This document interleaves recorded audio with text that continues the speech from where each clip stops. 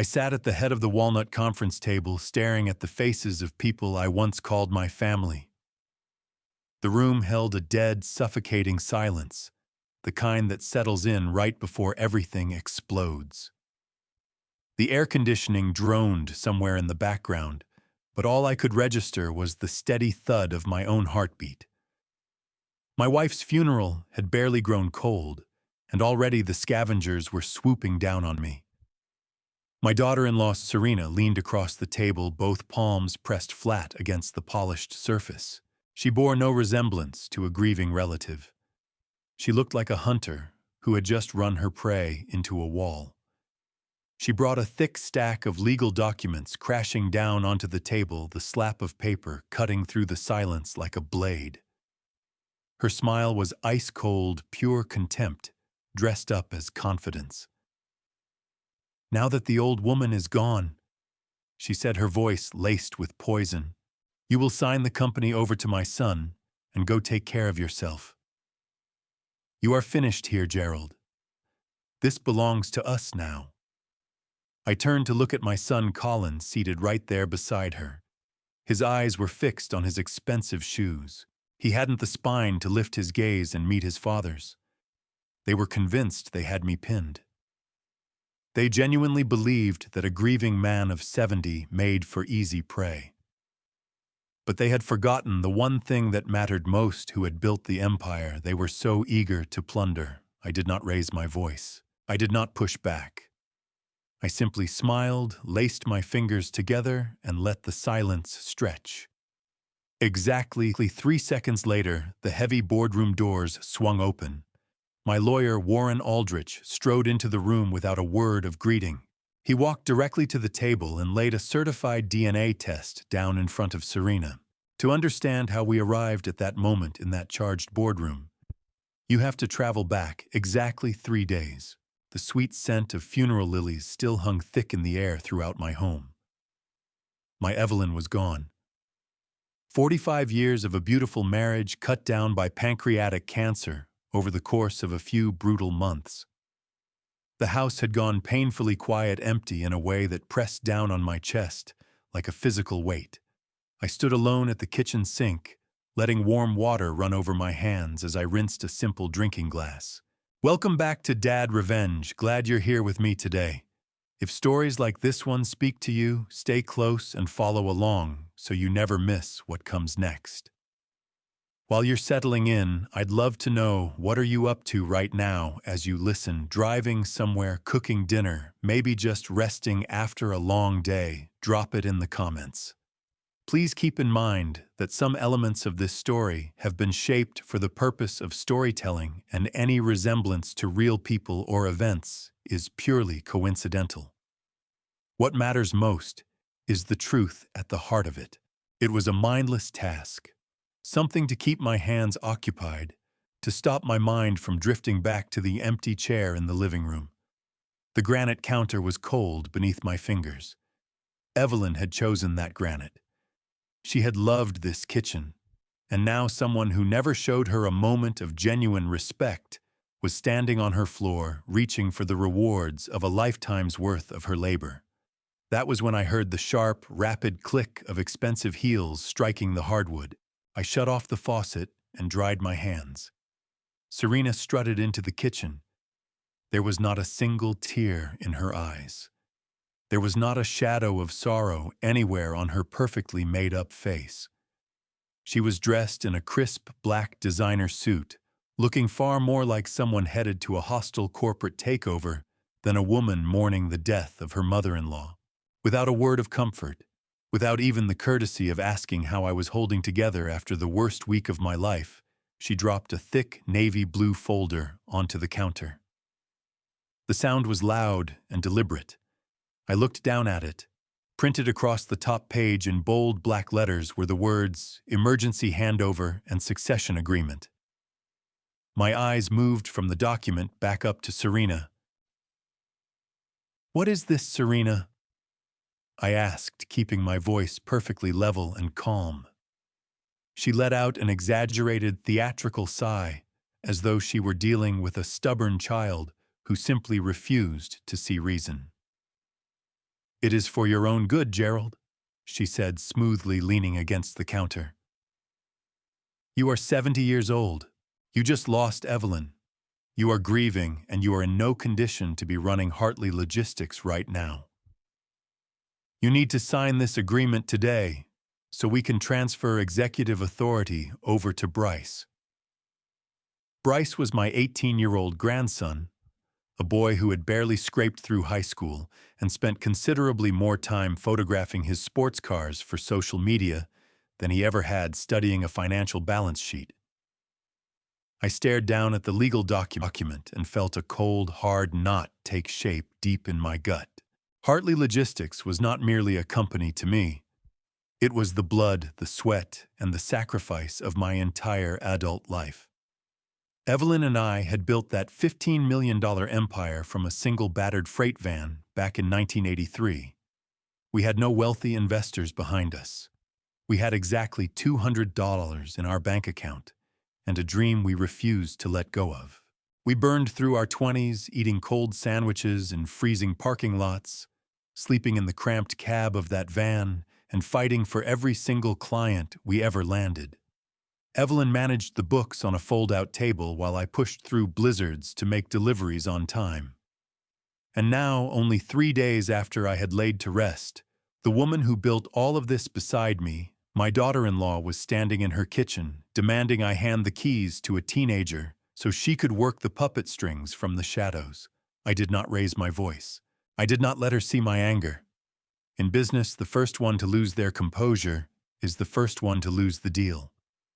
I simply looked at her and said, "The company is running just fine. I am grieving Serena. I am not incapacitated." Right on cue, my son Colin walked into the kitchen. He was 42 years old, but standing in the shadow of his overbearing wife, he had the bearing of a frightened boy waiting to be told what to do.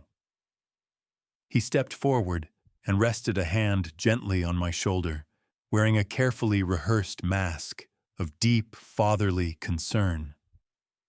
He had on a custom suit I had paid for, living a comfortable life I had entirely funded. And yet, here he was working to put me out to pasture before the soil on his mother's grave had even settled. "Dad, please just hear her out," Colin said softly, his voice carrying a slight tremble. "The doctor said your blood pressure has been dangerously high since Mom got sick. We are worried sick about you. We cannot bear the thought of losing you too. Just sign the papers, let Bryce hold the title inside the family trust, and Serena and I will manage the day-to-day operations. You can finally step back and look after yourself. You will not have to carry a single worry anymore." It sounded remarkably caring. It was the perfect, plausible lie a devoted son and a dutiful daughter-in-law stepping in to lift an impossible burden from a grieving old man's shoulders. But I knew Colin better than any person alive. I had spent millions on his elite Ivy League education and watched him grow into a man who could not make a single significant decision without his wife's explicit approval. I glanced at the heavy silver pen Serena had conveniently placed right beside the folder. "I will think about it," I said quietly, pushing back slightly from the counter. "I need time to read through the legal clauses before I put my name on anything." Colin nodded quickly, visibly relieved I had not refused outright. "Of course, Dad, take whatever time you need," he said, manufacturing a warm smile. "Just do not wait too long. The market is volatile right now, and the company needs steady hands at the wheel." They turned and walked out of the kitchen together, their footsteps fading down the long hallway until the house fell silent again. I stood motionless at the counter, my heart knocking a slow, heavy beat inside my chest. I turned my head toward the large bay window that faced out into the corridor. The glass had gone dark against the evening sky, turning itself into a perfect mirror. In that reflection, I caught Serena pausing near the front door. She slipped her phone from her designer purse, and her fingers began moving rapidly across the screen.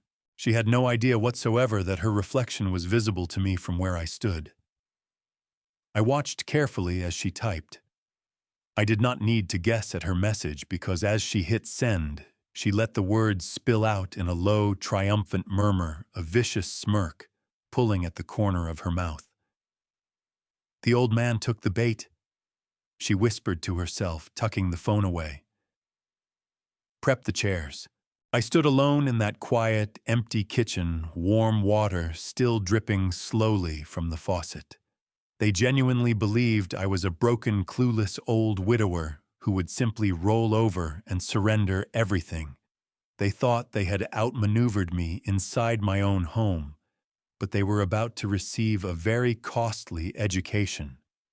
A lone wolf might lose his mate, but he never loses his teeth. And I was about to bite back hard.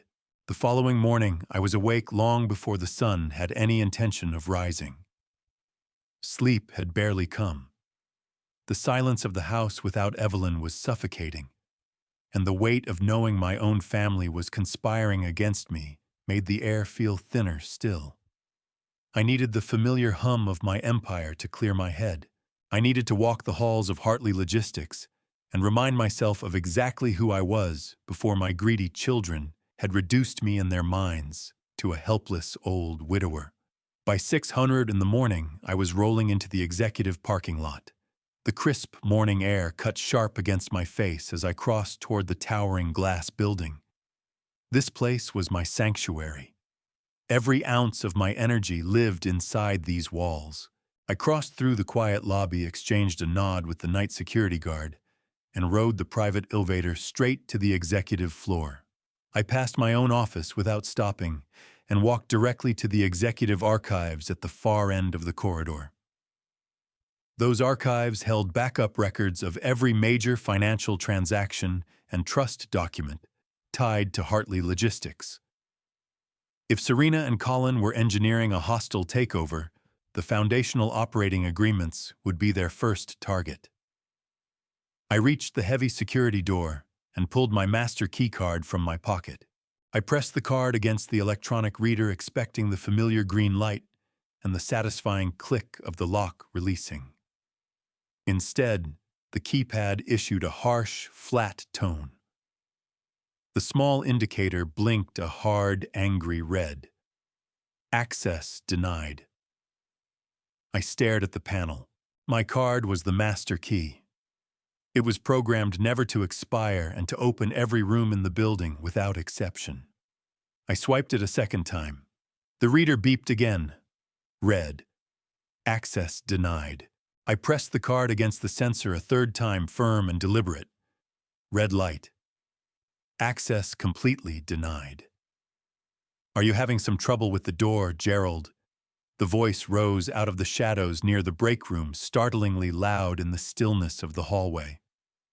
I turned around slowly. Stepping into the dim morning light was Clifford Drummond. Clifford was our chief financial officer, 45 years old, always in custom-tailored suits, and tonight wearing far too much expensive cologne.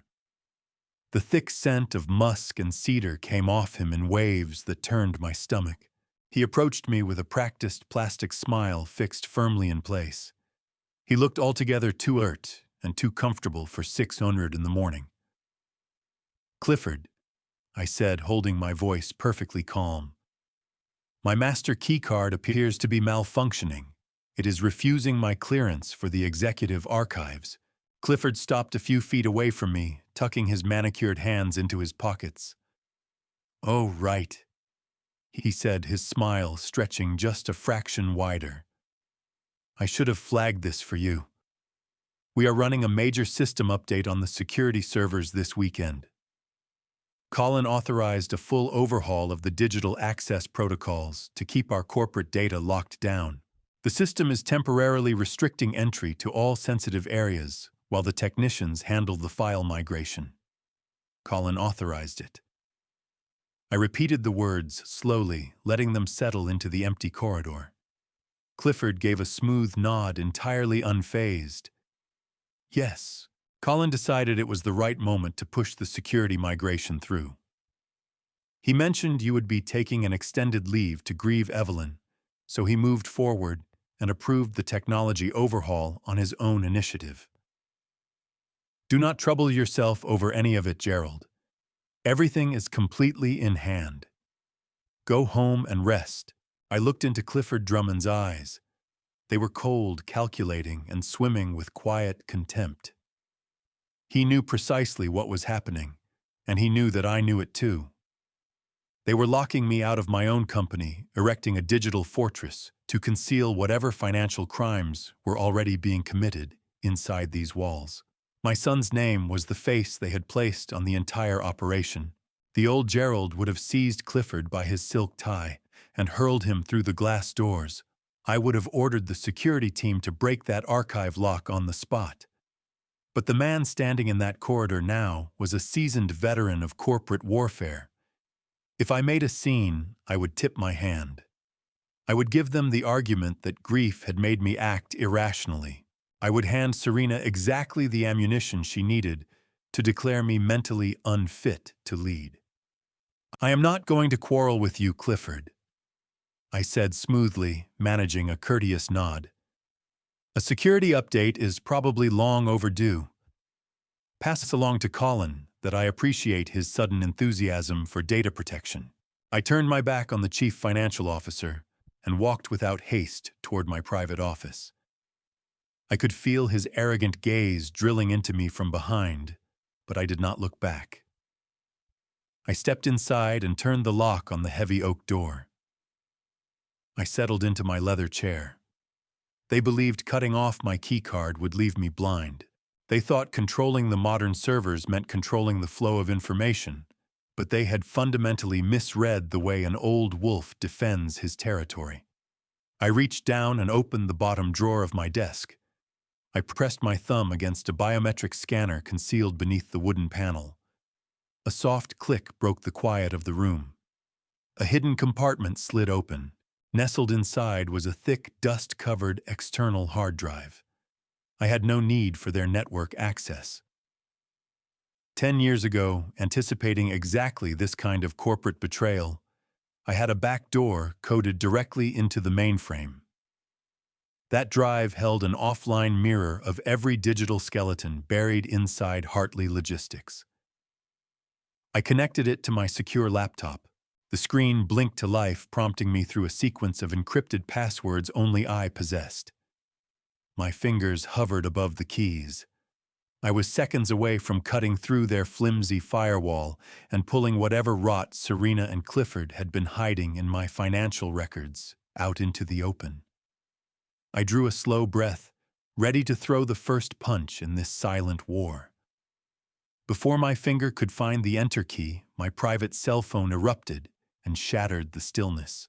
I flinched, pulling my hand back from the keyboard. Very few people had that number. No one should have been dialing it at 6:30 in the morning. I drew the phone from my jacket pocket and studied the glowing screen. The caller ID showed the name of the local county hospital. A cold wave of dread moved through me. Hospitals do not ring at dawn to deliver good news. I answered and brought the phone to my ear. "Hello," I said, my voice barely above a whisper. "Mr. Gerald Hartley," a woman asked. Her tone was brisk and professional, but it carried an unmistakable undercurrent of urgency. "This is the emergency department at Covenant Medical Center. I am calling regarding your grandson, Bryce Hartley. He has been in a severe motorcycle accident. He is in the trauma unit, and we need family members here right away." I slammed the laptop shut and drove the encrypted hard drive back into the hidden compartment of my oak desk. The digital war for Hartley Logistics would have to wait. My grandson was bleeding. I snatched my car keys with trembling hands, my heart hammering a frantic rhythm against my ribs. I sprinted out of my private office, barely registering the confused and irritated expression on Clifford Drummond's face as I blew past the corporate break room. I struck the elevator button with my palm, my mind flooding with harrowing images of Bryce lying broken on cold asphalt. He was a reckless teenager with far too much money and far too little sense, but he was still my family. He was the only heir Evelyn had truly doted on through her final years. The drive to Covenant Medical Center was a terrifying blur of traffic lights, blaring horns, and desperate lane changes through the morning rush. I broke every speed limit in the city, gripping the cold leather steering wheel until my knuckles went white and my forearms ached with tension. I pushed the accelerator all the way to the floor, praying silently that I would not arrive too late. I left my car in the emergency drop-off zone without a thought about the violation and burst through the sliding glass doors of the hospital. The harsh, fluorescent glare of the trauma ward stung my tired eyes. The thick smell of antiseptic and stale waiting room coffee hung in the chilly morning air. I spotted them immediately at the far end of the long, sterile hallway. Serena was pacing back and forth, her expensive designer heels striking a sharp, rhythmic tempo against the polished linoleum floor. She was hammering furiously at her smartphone, looking far more inconvenienced than devastated. Colin sat slumped in an uncomfortable plastic waiting room chair, with his head buried deep in his hands. His tailored suit was badly wrinkled, and his broad shoulders trembled slightly beneath the bright hospital lights. I moved quickly down the hallway, my heavy footsteps announcing my arrival. Colin looked up, his face ashen and slicked with a cold sweat. "Dad," he choked out, rising quick and dragging his hands across his trousers. "I got here as fast as I possibly could," I said, gripping his shaking shoulders. What happened out there, and how bad is he?" Colin swallowed hard, his eyes darting anxiously toward Serena, who had finally lowered her phone and was regarding me with mild annoyance. "He took a corner way too fast on that brand new sports motorcycle," Colin said, his voice trembling. "He lost control and slid straight into a steel guardrail on the highway. He had his helmet on, thank God, no severe brain damage or spinal trauma, but he suffered a deep laceration to his left thigh and some internal bruising around his ribs. He had already lost a significant amount of blood at the scene before the paramedics arrived and got a tourniquet in place." Serena snapped her arms across her chest and let out a sharp, exasperated sigh that rang through the quiet corridor. "It is a complete and utter disaster, Gerald. We were scheduled to finalize the executive trust transfer this afternoon, and now we are trapped in this wretched waiting room." I stared at her, stunned by her total absence of maternal concern. Her teenage son was on a surgical table, and all she could mourn was a disrupted calendar. Before I could say a word about her breathtaking callousness, the heavy double doors of the trauma bay swung open. A visibly exhausted attending physician stepped out into the waiting area. He wore blue surgical scrubs marked with small, dark stains of fresh blood. His mask was pulled down around his neck, revealing a deeply lined and thoroughly drained face. "Family of Bryce Hartley," he called out, his voice carrying down the hospital corridor. We moved forward together, forming a tight, anxious cluster around the weary doctor. "He is stable for the moment," the physician said, raising a thick metal clipboard and clicking his pen.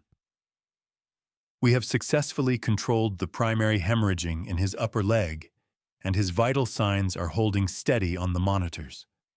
However, his hemoglobin levels are dropping to a critically low point. We need to administer a large blood transfusion immediately to prevent him from slipping into severe hypovolemic shock." Colin let out a loud, shuddering breath of profound relief, leaning heavily against the painted drywall for support. "Then do it immediately," Serena demanded, waving her manicured hand at the doctor. "Give him the blood he needs and patch him up so we can get out of this depressing place. We have a private recovery suite waiting for him at home."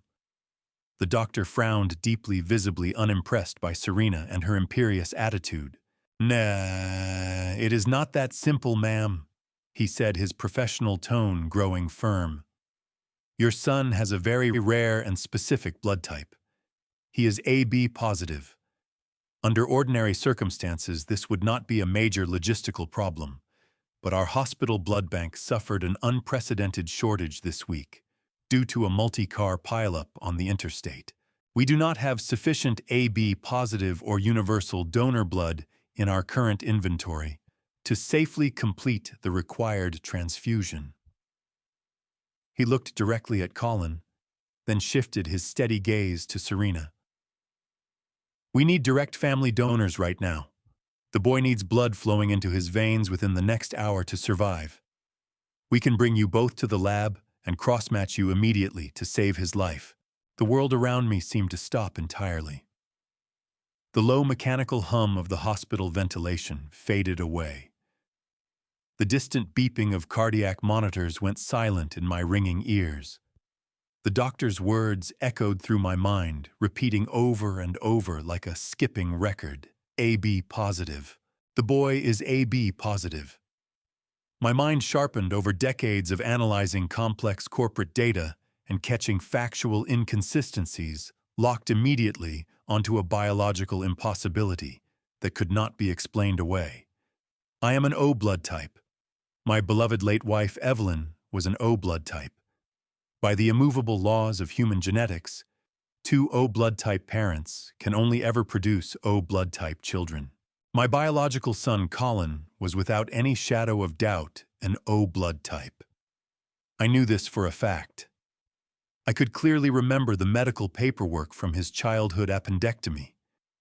Serena, I recalled from a passing conversation during a minor family health scare years back, was an A blood type. I stood motionless in the sterile hospital corridor, my eyes fixed on the white wall behind the doctor. Basic biology began screaming alarms inside my head. An O-type parent and an A-type parent can produce an A or an O-type child. What they cannot produce under any conceivable scientific circumstance is an AB positive child. The B allele had to originate somewhere. It had to come from a biological father who actively carried that genetic trait. Colin did not carry it. I did not carry it. Evelyn did not carry it. There was only one impossible, devastating conclusion standing directly in front of me in that bright, sterile hallway. The teenager bleeding on the operating table, the boy I had spoiled and loved and carefully prepared to inherit my $15 million logistics empire, did not carry a single drop of Hartley blood in his veins. Bryce was not my biological grandson. I turned my head slowly toward Serena. She was deep in a heated argument with the tired doctor, loudly insisting he contact another facility to fly in the necessary blood by emergency helicopter. She was putting on a forceful, aggressive performance, a deliberate effort to draw attention away from the obvious request that she donate her own blood. She knew she could not comply without the truth coming out. Then I shifted my cold gaze to my son. I fully expected to see a man baffled by the genetics, a worried father demanding to know if the lab had made a catastrophic error. Instead, what I saw chilled me straight through and broke something deep inside my chest. Colin was pressed hard against the hospital wall, gripping the metal handrail with white knuckles. He was not looking at the doctor. He was not looking at his furious wife. He was staring down at the linoleum floor, his entire body trembling beneath his expensive suit. Sweat was rolling in heavy beads down his pale forehead. He was not confused by the science. He was terrified of it. He knew. He absolutely, undeniably knew the genetic arithmetic did not balance. When he finally gathered the nerve to lift his head, he found my eyes already fixed on him. For one brief, harrowing second, our gazes met across the corridor. He saw the cold, hard recognition settling across my face. He saw that I had done the math and reached the only possible answer.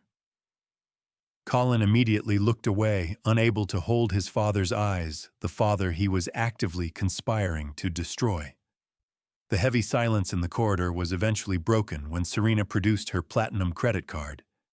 She thrust it at the attending physician, demanding he contact a neighboring private facility and arrange an emergency helicopter transport for the blood supply, regardless of the cost. The doctor, recognizing he was dealing with people who believed money could bend any reality, gave a curt nod and disappeared back through the trauma bay doors to make the necessary calls. With the immediate medical emergency temporarily managed by Serena's aggressive financial intervention, a suffocating tension settled over the three of us. We were no longer simply a family waiting on a medical update. We were a family balanced on a mountain of carefully constructed lies. And that mountain had just cracked straight through its foundation. I did not press the matter there in the open hallway. Confronting a cornered animal in a public space is a tactical mistake I had learned to avoid long ago in brutal corporate negotiations. Instead, I let the silence sit and stretch for a few more agonizing minutes.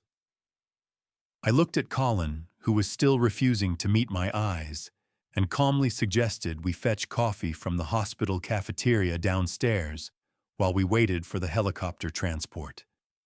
He hesitated, his eyes darting instinctively toward Serena for silent permission. Serena, already absorbed by another incoming message on her smartphone, waved him off dismissively. She clearly wanted the room to conduct her own private business, away from my watchful presence. Colin swallowed hard, nodded weakly, and followed me toward the elevators. The hospital cafeteria was a bleak, cheerless cavern tucked into the basement of the building. Harsh, fluorescent lights flickered above their pale yellow glow, reflecting off the linoleum floor and washing over scattered plastic tables. The air carried the heavy odor of burned coffee and industrial bleach. We collected 2 cups of bitter, lukewarm coffee in thin styrofoam cups and settled at a secluded table in the far back corner of the empty room. Colin sat across from me, gripping his cup with both hands, as though the flimsy styrofoam was the only thing anchoring him to the physical world. His shoulders were hunched forward, his expensive suit jacket hanging slack off his defeated frame. I took a slow, deliberate sip of the awful coffee, letting the bitterness settle on my tongue. I set the cup down and met his eyes across the small table. "So," I said, my voice calm, measured, entirely free of accusation. That was quite a tense moment up there with the doctor.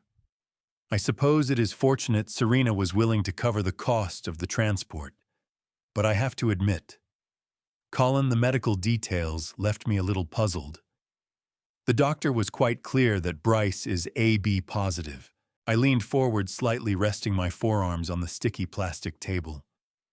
Evelyn and I were both O blood types. You are an O blood type. Serena is an A.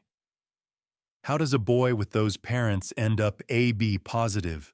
Colin flinched, as if I had reached across the table and struck him. The sweat that had barely dried on his forehead returned instantly in glistening beads.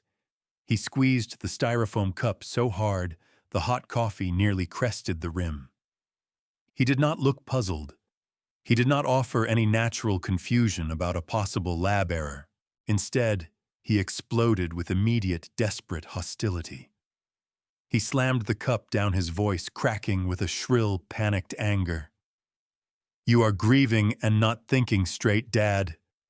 He snapped, his face flushing a deep, furious crimson. The lab made a simple typographical error on his chart. It happens all the time in these chaotic emergency rooms. Do not start your paranoid interrogations today.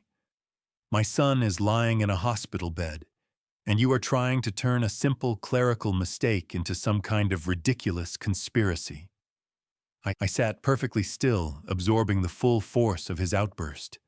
In the ruthless world of logistics and corporate acquisitions, I had faced hundreds of desperate men across a table, all of them trying to conceal terrible truths.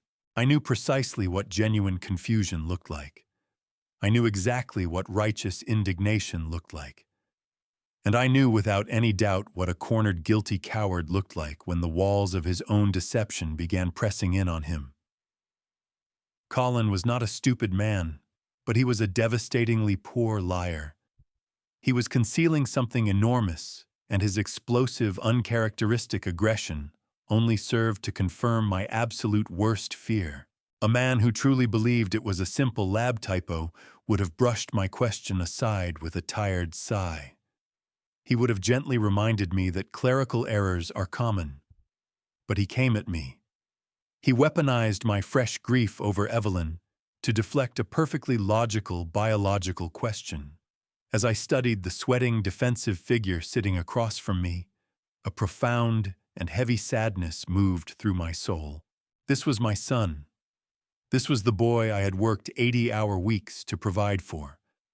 While Evelyn and I were eating cold sandwiches in the cramped cab of our very first delivery van, grinding to build Hartley logistics from nothing we were dreaming of, the future we could hand this boy. We poured millions into his privileged upbringing, exclusive private schools, lavish summer vacations, a prestigious Ivy League education. We gave him every advantage we ourselves had never had, hoping to forge a strong, capable leader who could carry our empire into the next generation. But all that money and privilege and costly education had only managed to produce a remarkably weak-willed follower. Colin had come back from his elite university not as a conqueror, but as a man with no internal compass of his own. He was someone who preferred the comfortable path of least resistance, who consistently deferred to the loudest, most forceful voice in the room. And the loudest, most forceful voice he had ever encountered in his life was his manipulative, socially ambitious wife, Serena. She had recognized quickly just how pliable he was, and she had spent the better part of 2 decades carefully shaping him into a compliant, silent instrument of her own grand and greedy ambitions. He was not a partner in his marriage. He was a hostage who had gradually fallen in love with his captor. I let the silence hang between us, holding his gaze without blinking, refusing to release him from its weight. "You are probably right, Colin," I finally said, my voice dropping to a soft, deliberate whisper. "It must simply be a typographical error. After all, what other explanation could there possibly be?" My words were chosen with surgical care, each one carrying an unmistakable undercurrent of threat. Colin swallowed visibly, his throat working hard against his collar. He dropped his eyes, entirely unable to hold the steady, knowing pressure of my gaze. He muttered a weak, barely coherent agreement, staring at the dark liquid turning slowly in his cup. He knew that I knew, and he knew he was powerless to stop the storm building on the horizon. I rose slowly from the flimsy plastic chair, leaving my untouched coffee sitting on the table. "Take a moment to collect yourself, son," I said, fastening my suit jacket with calm, measured movements. "I am going to head back upstairs and check on the transport's arrival." I walked away without waiting for a response, leaving him alone in that depressing, fluorescent basement to sit with the full, crushing weight of his guilt. I rode the slow elevator back up to the trauma floor, my mind already working through 1,000 complex scenarios, calculating variables, mapping legal and financial countermeasures. When the doors parted on the surgical level, I stepped out into the quiet corridor. I did not head straight back to the waiting area. Instead, I stopped behind the thick concrete pillar near the nurses' station, keeping myself entirely hidden in the shadows. Further down the long, sterile hallway, positioned near the wide glass windows overlooking the city streets below, was Serena. She was whispering furiously into her phone, pacing in tight, agitated circles. It was absolutely not a laboratory typographical error. Bryce was definitely not a biological Hartley. I needed undeniable proof, and I already knew exactly how I would get it. The emergency helicopter arrived shortly after Serena's frantic calls. The transfusion was a complete success. Bryce stabilized quickly, and within a few hours the attending physician declared him out of danger. By late afternoon he was discharged with crutches, pain medication, and firm orders to rest. I played the relieved grandfather to absolute perfection. I embraced Colin, offered Serena a warm smile, and told them I would check in on them later. Then I went home and prepared for an entirely different kind of operation. I needed proof that would hold up, and I needed it secured before they realized I had seen through their deception. I bought 2 large containers of beef stew, transferring the contents into my own glass containers to pass them off as a homemade gesture. I tucked a pair of latex gloves and 3 sterile plastic bags into the pocket of my wool overcoat. The sun had already gone down by the time I pulled into their driveway. It was a grand estate with manicured lawns and a stone facade paid for entirely with my money. I had written the down payment check 3 years ago, wanting to secure a stable home for the boy I had mistakenly believed was my own flesh and blood. Standing at the edge of that driveway, now staring up at the glowing windows, I felt a deep and sickening sense of violation. I climbed the stone steps and pressed the heavy brass doorbell. Colin opened the door looking hollowed out and still wearing the creased suit from the hospital. "Dad," he said, his voice threaded with surprise and a sharp edge of unease. "You really did not need to come all the way out here tonight. You should be home resting." I raised the glass containers with a gentle smile. "I could not sleep, son," I said quietly. "I know you are both exhausted. I brought warm soup so neither of you has to think about cooking." Colin stepped aside and let me into the grand foyer. The house was hushed, thick carpeting swallowing the sound of my footsteps. We moved through to the kitchen. Serena was perched at the marble island, a glass of red wine in one hand and a stack of hospital discharge papers in the other. She did not stand. She did not greet me. Instead, she launched immediately into a loud complaint about the staggering cost of the emergency medical transport she had personally demanded only hours before. "Can you believe what these private transport companies charge?" she scoffed, flinging a bill onto the counter. "They are billing us a premium for a 20-minute helicopter ride. It is highway robbery." I set the soup on the counter, keeping my expression perfectly neutral. "Health and safety have no price tag, Serena," I replied evenly. "We are fortunate that Bryce is resting comfortably upstairs." She rolled her eyes and reached for her wine, missing entirely the double meaning folded inside my words. Colin offered to heat the soup and moved toward the stove. I seized the opening. "I am going to wash my hands and look in on the boy for a moment," I said casually, turning away from the kitchen before either of them could raise an objection. I moved up the staircase, my heart ticking with a cold and precise rhythm. The second floor was dim and silent. I passed the master bedroom and walked straight to the end of the hallway where Bryce kept his private suite. I eased his bedroom door open by no more than a fraction. He was deep asleep in his large bed, his injured leg propped on a stack of soft pillows, a pair of noise-canceling headphones covering his ears. I drew the door quietly shut and slipped directly into his attached bathroom. The room carried the scent of expensive cologne and mint toothpaste. I reached into my overcoat pocket and produced the sterile plastic bags and the latex gloves. I snapped the gloves over my hands with the quiet efficiency of a man entirely locked onto his objective. I swung open the mirrored medicine cabinet above the porcelain sink. There, in a sleek ceramic holder, sat his green electric toothbrush. The bristles were still faintly damp from recent use, a perfect uncontaminated source of raw genetic material. I extracted the toothbrush with care, keeping my fingers well clear of the bristlehead, and lowered it into the first sterile plastic bag. I sealed the zipper, secured the evidence deep in my pocket, and eased the medicine cabinet shut without producing a single sound. That was half the battle won. Now I needed Colin. I stripped off the latex gloves and slipped back out of the bathroom, moving silently down the carpeted hallway. Rather than heading straight back to the kitchen, I made a sharp detour toward the laundry room and mudroom tucked just off the garage. Colin was nothing if not a creature of habit. 3 times a week he dragged himself to some executive gym, and every single time he'd dump his reeking workout clothes into a canvas laundry bin by the garage door, far too lazy to walk the extra steps to the washing machine. I slipped into the darkened mudroom aisles, moving across the shelves and hooks. The canvas laundry bin was right where I expected it. Sitting on top of the pile was his navy athletic hoodie, exactly where he'd carelessly thrown it the afternoon before the medical emergency had upended everyone's week.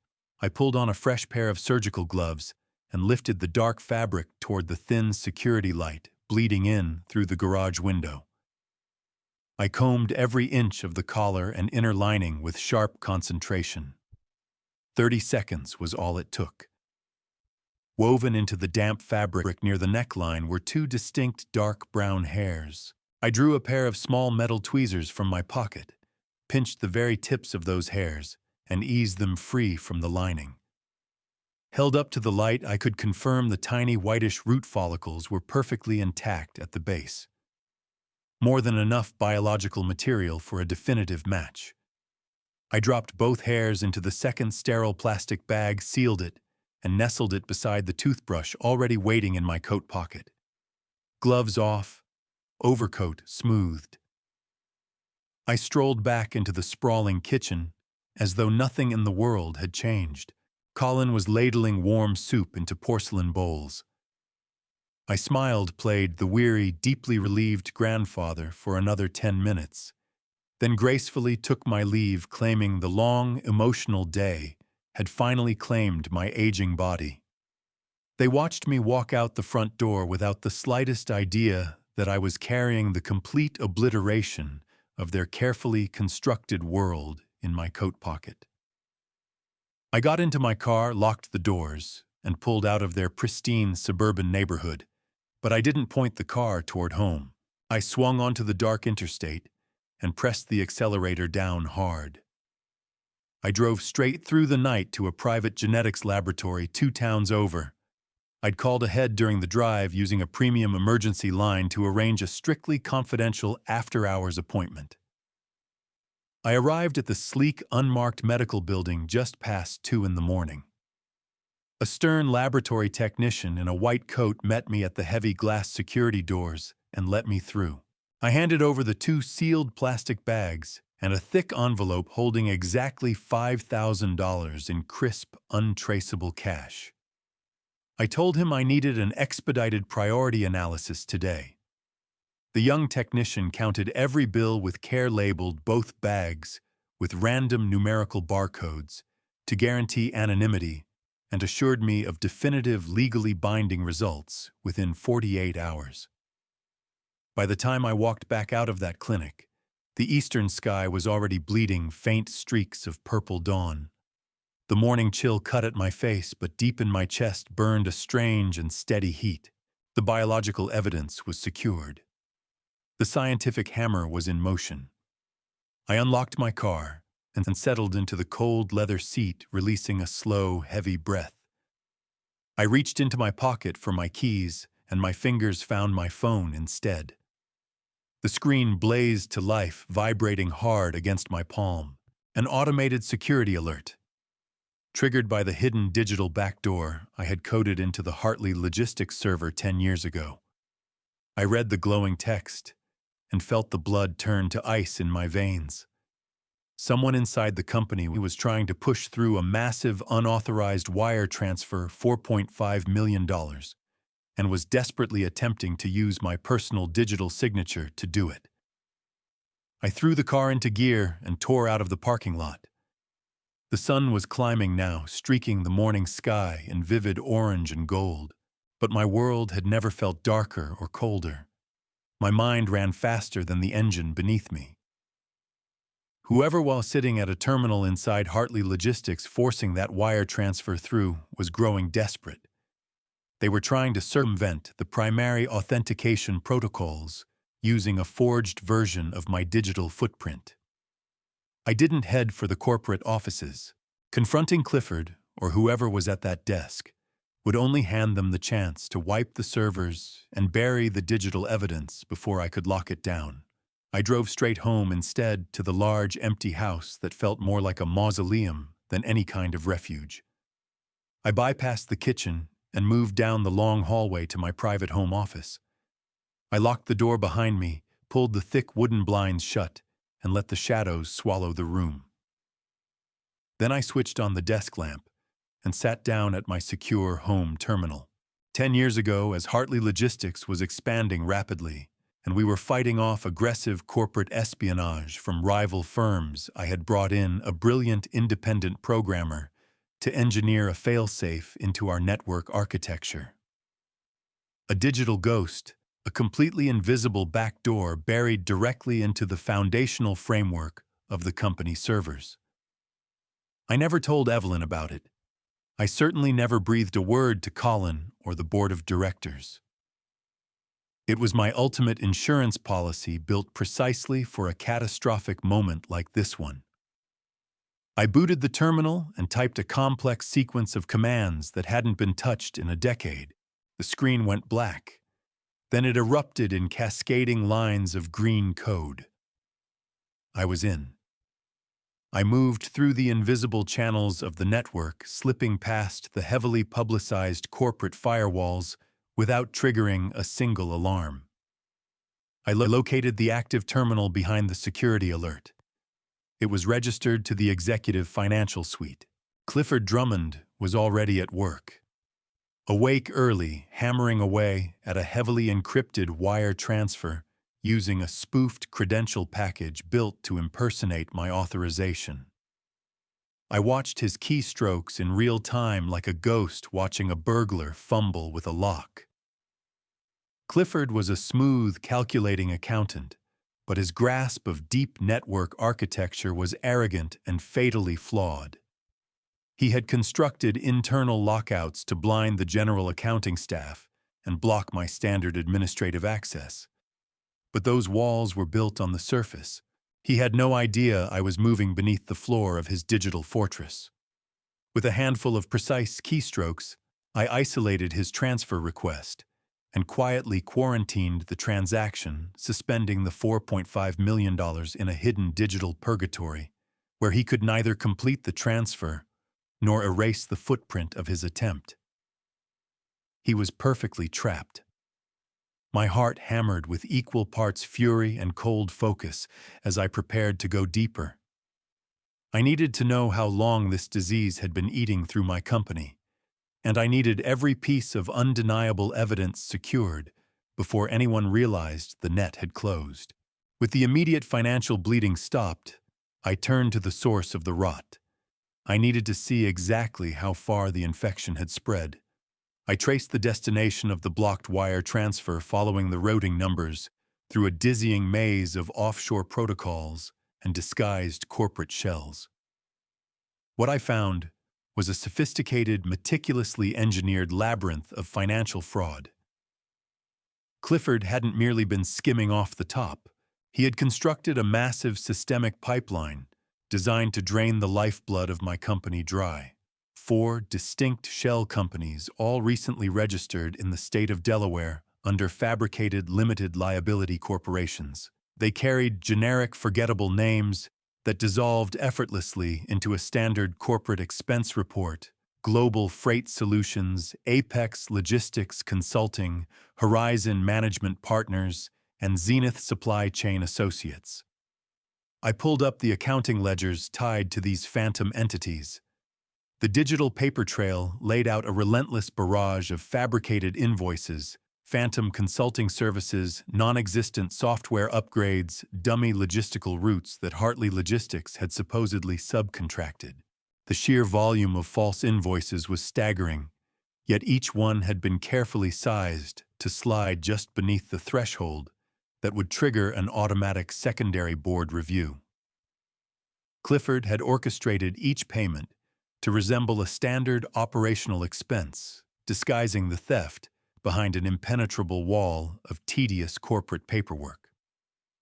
I began pulling down every ledger, every fraudulent invoice, every routing number onto my secure hard drive, building a permanent, unalterable record of their criminal enterprise.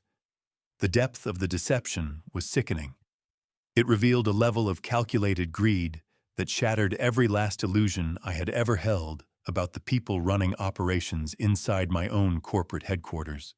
I pushed further, matching the dates on the fraudulent invoices against the corresponding outflows of corporate capital. I pulled up the company's master ledger and cross-referenced the missing money against our internal accounts. When the figures finally lined up on the glowing screen, a wave of profound nausea hit me so hard I had to grip the desk edge just to hold myself steady. The money wasn't being drawn from our operational revenue. It wasn't coming from our expansion reserves. The $4.5 million that Clifford and Serena had bled away over the past 8 months was being systematically drained from one specific source, the employee pension fund. They were looting the hard-earned retirement savings of the truck drivers, warehouse managers, and logistics coordinators who had given their working lives to build this company beside me. But the worst part, the part that cut deepest, was the timeline. I stared at the dates on those largest outgoing wire transfers, a sharp, twisting agony spreading through my chest. The first massive withdrawal had been initiated 8 months ago. That was the exact same week Evelyn received her terminal cancer diagnosis. While I sat in sterile oncology waiting rooms clutching my dying wife's fragile hand and weeping over her hospital bed, my daughter-in-law and my chief financial officer were busy emptying the company vaults. They knew I was consumed by grief and medical decisions. They knew every ounce of my attention was fixed on the woman I loved more than anything in this world. They weaponized my pain and used Evelyn's tragic decline as a prolonged, convenient distraction to orchestrate their massive theft. Every time Serena visited the hospice facility, she was calculating how much more she could take. I leaned back in the heavy leather chair, the monitor's glow casting pale light across the darkened room. The pieces of this puzzle were snapping into place with terrifying clarity. The massive embezzlement of the pension fund, the phantom Delaware corporations, the frantic pre-dawn attempt to force a final wire transfer through the system, and the sudden aggressive push for me to sign the succession documents mere days after Evelyn's funeral. I reached into my briefcase and drew out the thick navy blue folder Serena had slammed onto my kitchen counter the day before the emergency handover and succession agreement. I flipped past the opening pages of legal language covering executive powers and skipped directly to the final clauses buried deep at the document's end. There it was, concealed beneath layers of dense corporate terminology, a comprehensive indemnification clause, fully absolving the incoming executive board of any prior financial discrepancies, and a mandatory authorization for the upcoming end-of-year audit requiring my signature as the sole approving authority. The handover document was never about seizing power. It was never about Serena ruling the company from behind a curtain. The document was a meticulously crafted legal shield. The end-of-year corporate audit was set to begin in less than 3 weeks. An independent auditing firm would tear through the company ledgers and take less than an hour to notice a $4.5 million crater in the employee pension fund. When federal investigators inevitably arrived to pick through the wreckage, they would demand answers. They would pull up the digital authorization logs. They would find the spoofed credentials bearing my digital signature. And if I had signed that handover document, I would have been legally authenticating every financial operation conducted prior to the transfer of power. Serena and Clifford weren't just stealing from me. They were methodically framing me for the entire scheme. They intended to use my own signature to bury the embezzlement entirely under my name. They needed that signature to seal my coffin, and they had been willing to exploit my grief to obtain it. They had vastly underestimated the man they were trying to destroy. The hours after my discovery in the digital shadows of Hartley Logistics crawled by with suffocating weight. I had paralyzed Clifford Drummond's frantic attempt to move that $4.5 million, locking the stolen pension funds in a frozen void. But that was only the financial front. The biological war was still being fought in silence, waiting for science to deliver its undeniable verdict. I stayed sealed inside my dimly lit home office for 2 days. I ignored the relentless phone calls from my son Colin, who was growing increasingly anxious about my silence on the succession agreement. I ignored the demanding text messages from Serena, puzzled as to why her perfectly constructed trap had not yet snapped shut. I had to maintain absolute silence. Moving now, without every last piece of the puzzle locked firmly into place, would be a catastrophic tactical error. I drank bitter black coffee and stared at the walls, my mind breaking the betrayal down into manageable, actionable parts. Then, on the morning of the third day, the secure burner phone on my desk vibrated sharply. A local number, the private genetics laboratory I had visited under cover of darkness. I picked up immediately, my voice level and drained of any emotion. "Mr. Hartley," a sterile professional voice came through the speaker.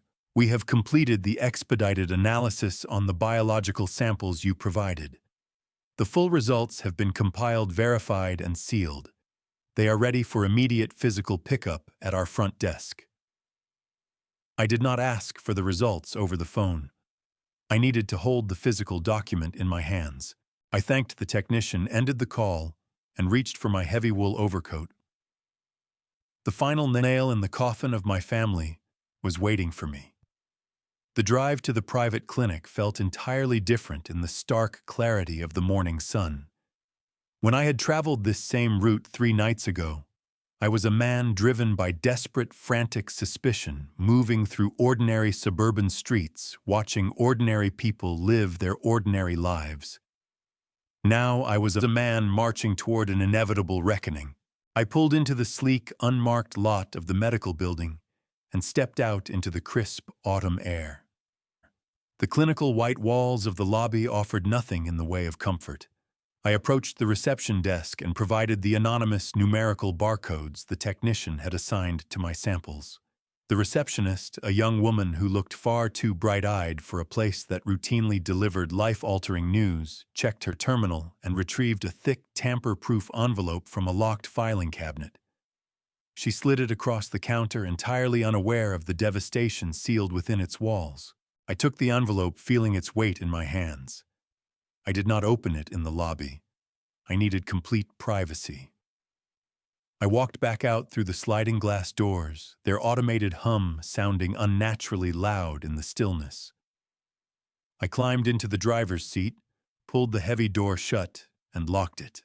I started the engine and let the deep, steady rumble fill the cabin.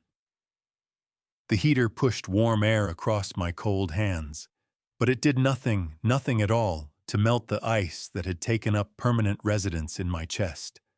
I sat there in the idling car for a long time, eyes fixed on the blank face of the envelope resting on the passenger seat. Inside that paper casing was the absolute scientific truth about my bloodline. I had spent 18 years looking at Bryce, searching his adolescent features for traces of my own face, hunting for Evelyn's bright smile in his expressions, looking for my own relentless drive in his choices. Now I was about to find out whether I had been searching for ghosts all along. I drew a slow, steadying breath, reached over and picked up the envelope. I slid one finger beneath the sealed flap and tore it open in a single decisive motion. I pulled out the crisp white laboratory report. The document was dense with genetic markers, biological sequencing charts, and technical medical language, but I bypassed all of it and let my eyes fall directly to the bold, capitalized conclusion printed at the very bottom of the final page. Probability of paternity, Laurors Suksukoin. The biological samples provided from subject A do not share a paternal genetic relationship with the biological samples provided from subject B. The subject known as Bryce is excluded as the biological offspring of the subject known as Colin. I read the numbers again. 0.00%. No margin of error, no statistical anomaly, a complete, undeniable biological zero. The teenage boy I had loved, indulged, and groomed to inherit my $15 million empire was a total stranger. He did not carry a single drop of Hartley blood. Evelyn's sacred lineage, the family legacy we had sacrificed so much to build and protect, had died in the same breath as my wife's last one in that hospice bed. For exactly 1 minute, a crushing wave of grief broke over me. I mourned the grandchild I had lost. I mourned the deception that had robbed me of a true legacy. And I grieved for Evelyn, offering silent thanks to whatever higher power existed that she had been spared from ever witnessing this sickening betrayal. What I was about to uncover in those records was something I never fully prepared myself to see. The betrayal ran deeper than I imagined, and the people closest to me were at the center of it.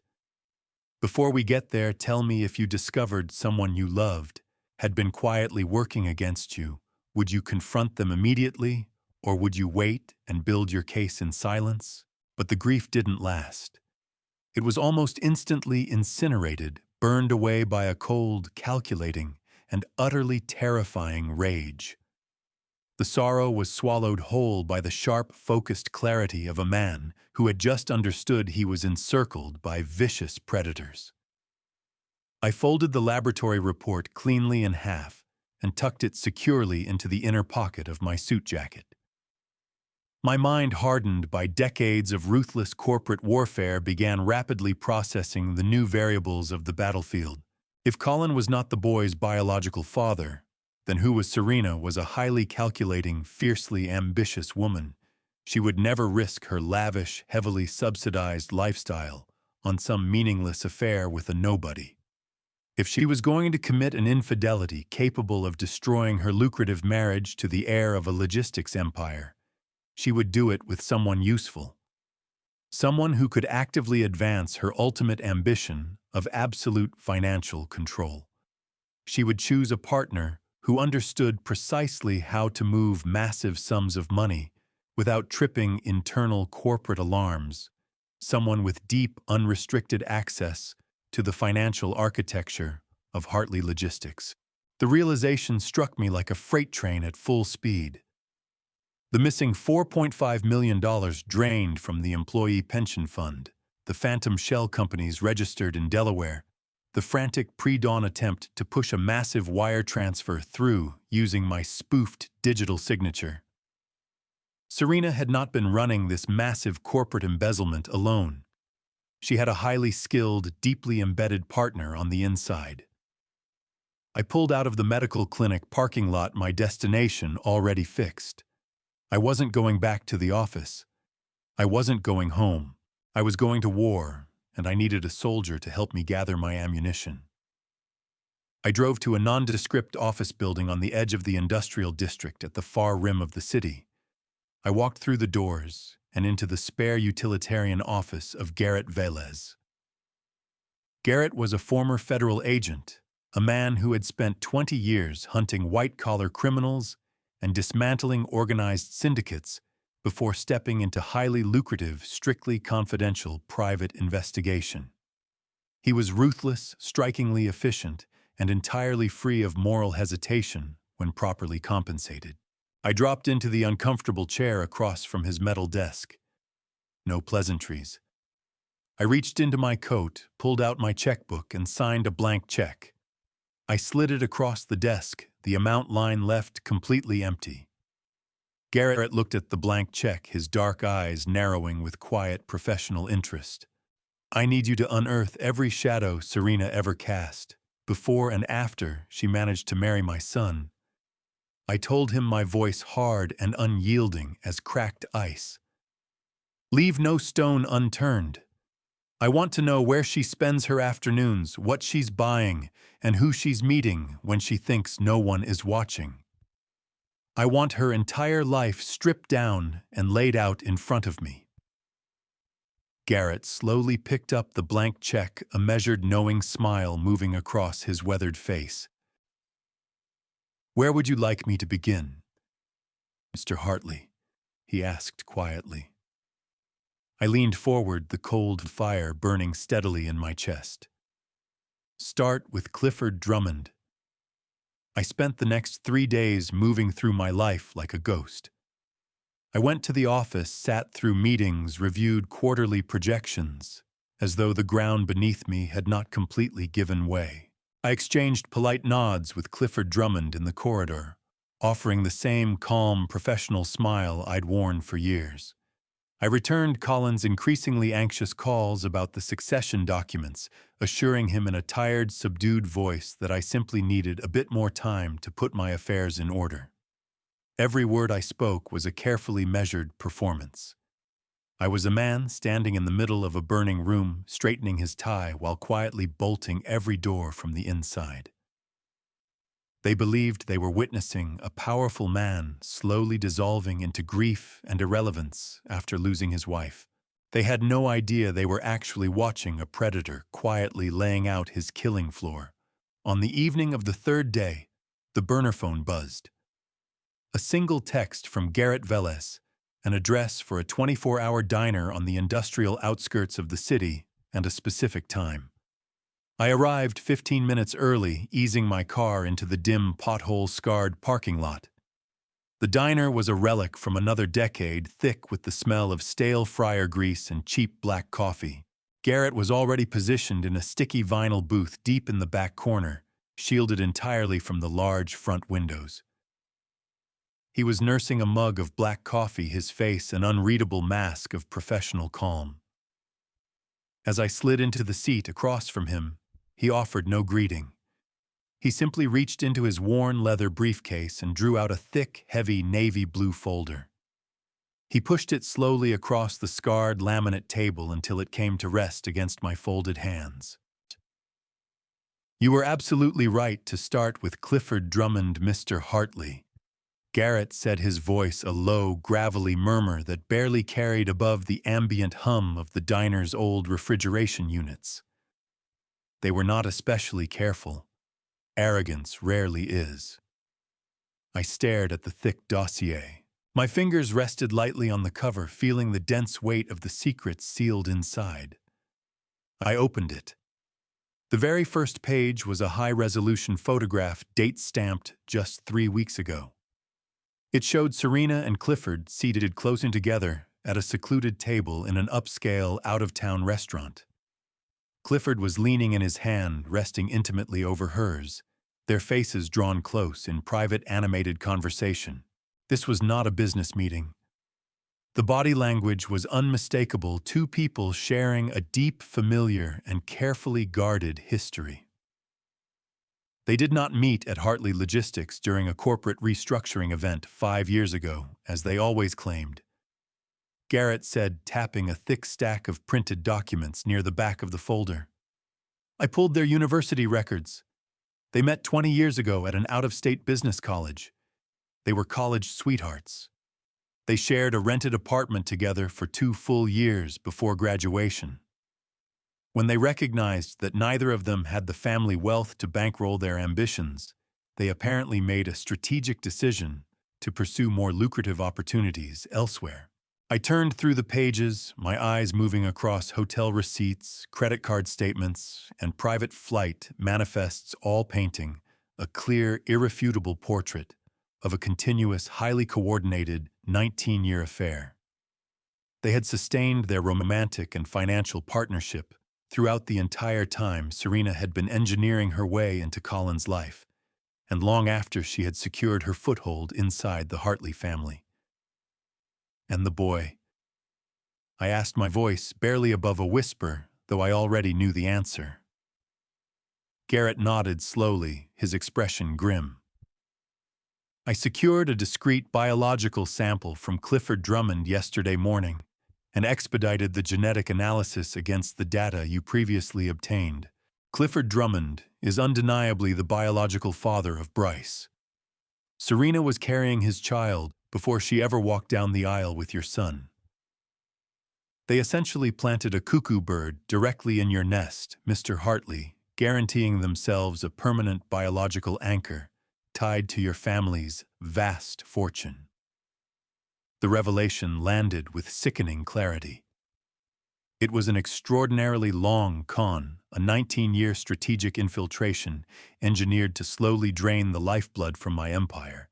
Serena had used my weak-willed son to gain access to the Hartley wealth, and had used her biological child with Clifford to ensure she held a permanent, unbreakable claim on the family inheritance. They had manipulated my love, my pride, and my hunger for a grandson to cement their ultimate financial security. But the true devastation, the absolute killing blow, was still waiting for me deeper in Garrett's meticulous investigation. Garrett reached across the table and slid out a single sheet of paper that had been paperclipped to a secondary file. This was the most difficult piece to extract, he said, his voice dropping even lower. I had to use some highly unconventional digital retrieval methods to pull it from a deleted archive server. But I felt it was essential that you saw the complete picture. He pushed the paper toward me. It was a printed copy of a private email date-stamped exactly 10 years ago, sent from a heavily encrypted private account belonging to Colin, addressed directly to Serena's personal email address. I looked down at the page and read the words. They burned into my retinas, obliterating the last surviving fragments of the family I believed I had known. I read the message, my heart hardening into a cold, leaden stone. To Serena, the email read, I got the results back from the specialist today. It's confirmed. I am completely sterile. The childhood infection caused permanent, irreversible damage. There is absolutely no chance of me ever fathering a child. We have to be incredibly careful. If my mother finds out, if she realizes I cannot provide a biological heir, she will invoke the bloodline clause in her trust. She will cut me out entirely and leave everything to charity. We have to keep up the illusion. My father must never know. Bryce is the only thing keeping my inheritance secure. The diner fell away. The smell of grease, the hum of the old refrigerators, the low murmur of the scattered patrons, all of it dissolved into a ringing, suffocating void. Colin knew. He had known for 10 years. He knew that Bryce was not his son, and he knew that Serena had brought another man's child into our family. But rather than facing that betrayal, rather than coming to me with the truth, my son had made a deliberate choice to become a willing accomplice to the deception. He had participated in this sustained, monstrous fraud because he was terrified, absolutely terrified, of losing his inheritance. Evelyn had always been fiercely protective of the Hartley legacy. She had insisted on a strict ironclad clause in our family trust, stipulating that the bulk of our corporate assets and personal wealth would pass only to direct biological descendants of the Hartley bloodline. She wanted to guarantee that the empire we had built from a single battered freight van back in 1983 would never be surrendered to opportunistic outsiders or predatory spouses. Colin knew about this clause. He knew that his sterility meant he could never satisfy his mother's firm requirement for inheritance of the trust. And so, driven by naked greed and a pathetic, cowardly desperation to preserve his comfortable life, he had struck a sordid bargain with Serena. He would raise another man's child, perform the role of the proud and devoted father, and actively deceive his own parents, all to protect his claim to a $15 million fortune. He sold his mother's honor and his father's trust for a monthly paycheck. He was not Serena's victim. He was a willing, fully engaged participant in a 19-year fraud. He had watched me lavish affection on a child who was not mine. He had watched me swell with pride over the boy I believed would carry my name into the future. And he had done it all while privately tallying exactly how much it would one day be worth to him.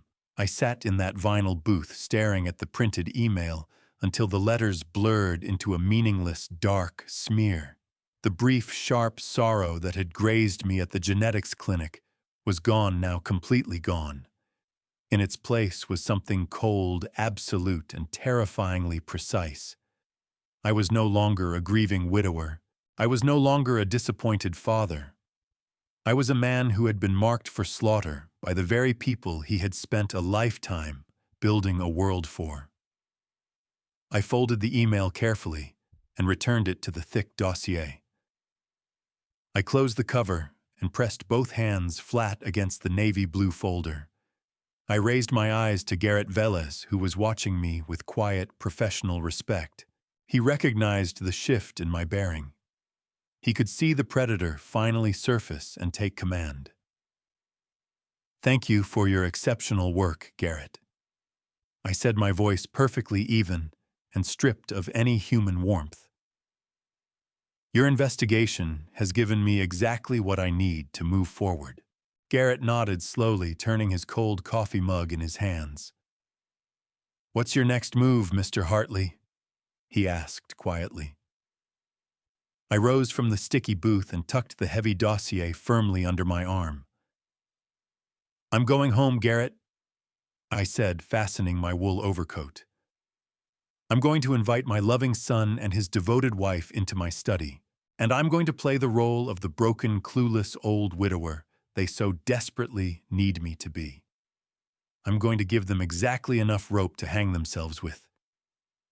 I drove back to the large, empty house, the thick dossier sitting heavily on the passenger seat. Streetlights swept past, throwing long, shifting shadows across the leather interior.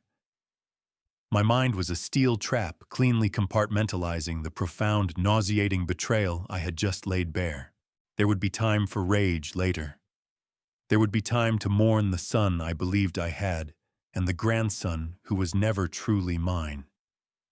But right now, I needed absolute, unwavering focus. I needed to deliver a performance convincing enough to leave Serena and Colin completely blind to the executioner's blade hanging directly above their heads. I turned into my driveway, the gravel grinding sharply under the tires. The house was dark, exactly as I'd left it. I went straight to my private study. I secured the dossier in the hidden biometric safe beneath my desk, locking that explosive truth away alongside the encrypted hard drive holding the evidence of their massive corporate embezzlement. I picked up my burner phone and dialed Colin's number. He answered on the second ring, his voice drawn tight with manufactured concern and barely concealed anxiety over my long silence. "Dad," he said quickly, "are you all right? I've been trying to reach you for 2 days." I let out a long, ragged exhale, deliberately feeding a faint, fragile tremor into my voice. I coughed softly, bracing myself against the solid desk. "I'm sorry, Colin," I murmured, keeping my words thin and spent. "I've just been so incredibly tired. The grief, it's finally catching up with me. I feel like I'm being pulled under." I let the silence sit on the line, giving it time to breathe, ensuring he had fully absorbed the picture of a broken, defeated old man. "I think you and Serena should come over tonight. I've made a decision about the succession agreement." A sharp intake of breath on the other end of the line. "Of course, Dad," Colin replied, his voice shifting instantly into a smooth, practiced warmth. "We'll be right there. Don't worry about a single thing." I spent the next hour staging the study with care. I turned the overhead lights down low, letting deep, melancholic shadows pool in the corners. I placed a framed photograph of Evelyn at the center of my desk, angled so her bright, open smile would be the first thing anyone noticed walking through the door. I loosened my collar, ran a hand through my gray hair to leave it disheveled, and let my posture sag deliberately. I was a man who had assembled a $15 million logistics empire through sheer force of will and relentless negotiation. But tonight I would play the part of a hollow, crumbling widower who had finally buckled under the weight of his sorrow. When the brass doorbell rang, I did not hurry. I moved in slow, deliberate shuffles, leaning into the banister as I descended the grand staircase. I pulled open the heavy oak door. Colin and Serena stood on the stone porch, dressed in quietly expensive clothing, their faces arranged into careful expressions of deep, performative sympathy. "Dad," Colin said softly, stepping inside and folding his arms briefly around my shoulders in an awkward half-embrace. Serena followed a step behind, offering a tight, sympathetic smile that did nothing to conceal the sharp, predatory glint lurking in her cold eyes. We made our way back to the study. I lowered myself heavily into the large leather chair behind the desk, letting my shoulders fold forward. I kept my hands on the desktop and allowed my fingers to tremble faintly, deliberately. Colin and Serena settled into the two leather chairs opposite me. I turned my gaze to Evelyn's photograph and let a long, agonizing silence open between us. I allowed one genuine tear drawn from the real, unperformed grief of losing my wife to surface and track slowly down my face. You were right, Serena. I finally whispered, my voice fracturing precisely on cue. I can't do this anymore. Without Evelyn, this house is nothing but a tomb. The company, the meetings, the relentless pressure, it's all just too much. I looked up and met her gaze with hollow, surrendered eyes. I'm exhausted. I just want to rest. I want to be left alone with my memories. Serena straightened in her chair, the triumphant greed practically radiating off her. She fought to hold her mask of polite sympathy in place, but the corners of her mouth betrayed her pulling upward in a barely restrained smirk. "Oh, Gerald," she cooed, her voice thick with artificial tenderness. "We understand completely. Grief is such a heavy, terrible thing to carry. You have given so many years to this company. It is time for you to step back and let us bear the weight. You deserve peace." Colin nodded vigorously beside her, reaching across the desk to cover my trembling hand with a show of hollow affection. "We're here for you, Dad. We'll handle everything. You don't have to worry about Hartley logistics ever again. We will protect the legacy you and Mom built." The sheer audacity of that lie, spoken while his hand covered mine, sent a shockwave of cold fury driving straight through my core. He was talking about protecting a legacy he had already auctioned off. He was talking about honoring a mother whose final days he had exploited as cover for massive corporate theft. I forced the bile back down my throat and made myself nod slowly, holding the illusion of complete surrender. "Draw up the final papers," I instructed, letting my voice sink to a weary, hollowed-out murmur.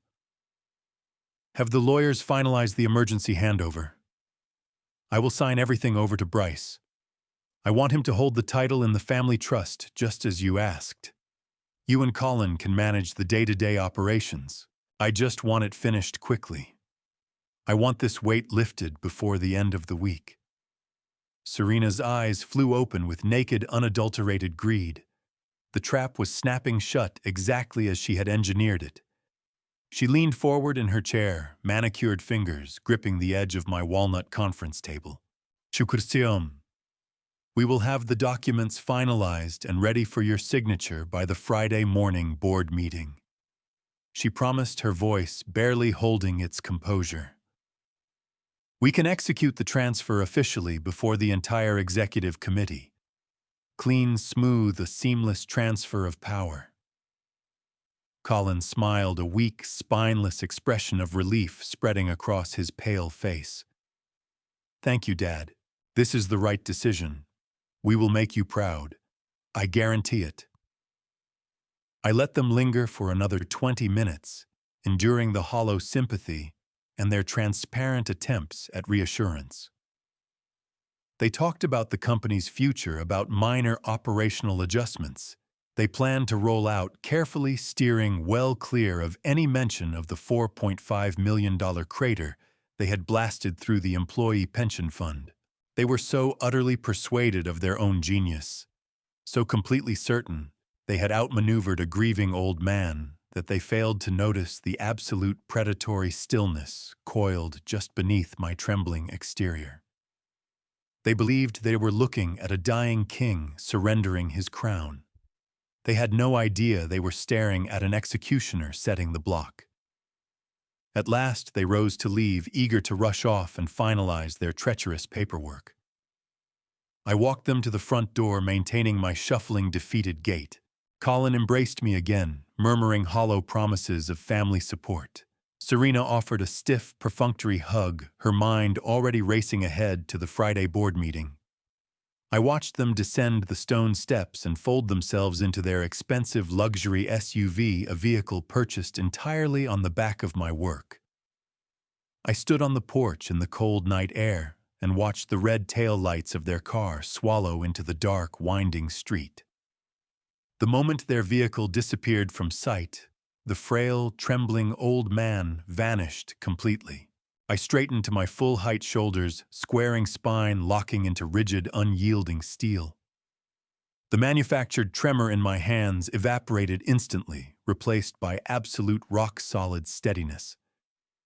I stepped back inside the heavy oak door, swinging shut behind me with a hard, decisive thud. I strode purposefully down the hallway, the dim, melancholic lighting no longer touching me. I went back to my study, threw on the bright overhead lights, and reached for my secure burner phone. I didn't pause for a second. I dialed a number I had committed to memory decades ago. The line rang twice before a sharp, commanding voice came through. "Warren Aldrich speaking." Warren was my personal corporate attorney, 55 years old. A brilliant, merciless legal predator who had spent his entire career tearing rival companies to pieces in brutal courtroom warfare. He was a man who understood that real power was never exercised with warmth, but with a precisely honed legal scalpel. "Warren," I said, my voice shedding every trace of its weary pretense and returning to the hard, commanding register of the CEO who had built Hartley Logistics. "Clear your calendar for the rest of the week.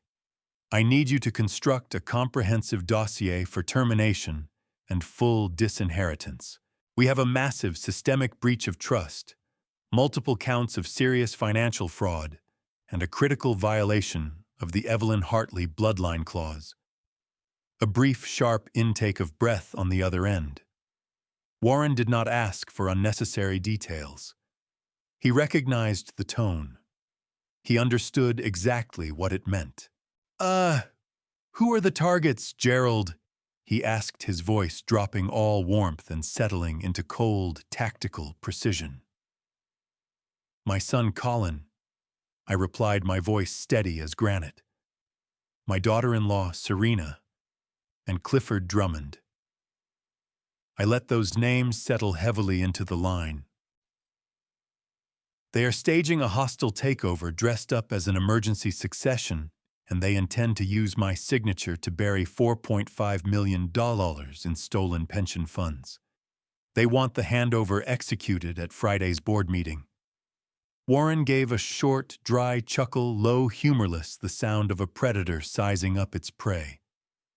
"That is remarkably ambitious of them. What are your specific instructions?" I fixed my gaze on Evelyn's framed photograph on my desk.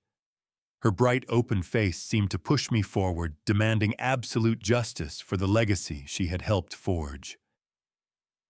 "Prepare the financial audits, Warren.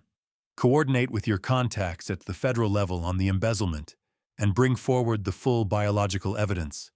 I leaned closer to the phone, my voice dropping to a deadly measured whisper.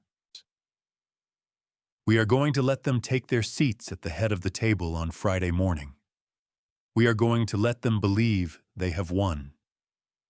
And then, Warren, we are going to obliterate them completely. It is time for a slaughter." The next 48 hours were a masterclass in human hubris. Convinced they had neutralized their final obstacle, Serena and Clifford threw caution aside entirely. Their arrogance bloomed into a blinding, intoxicating drug. Without waiting for a drop of ink to touch the succession documents, they immediately launched a systematic purge of Hartley Logistics, clearing out anyone who might dare question their authority.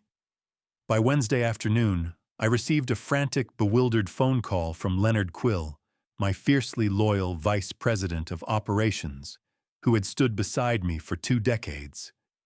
He told me Clifford had walked into his office flanked by corporate security and handed him a severance package citing an immediate restructuring of the executive tier. Leonard was not the only casualty.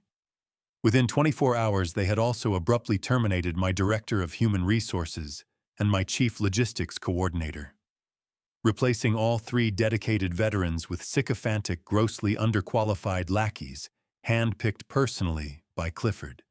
These new appointments were nothing more than compliant rubber stamps brought in specifically to look the other way, while the corporate accounts continued to drain. Colin, the supposed heir apparent, did absolutely nothing to halt the brutal corporate massacre. He simply sat inside his pristine corner office, signing off on every termination authorization. Serena slid across his desk without him raising a single question. I told Leonard to accept his severance, quietly pack his belongings without making a scene, and take a short, well-earned rest. I told him in a voice that left no room for interpretation that he would be back in his rightful chair by Monday morning. He trusted me without reservation and walked out of that building with his head held high.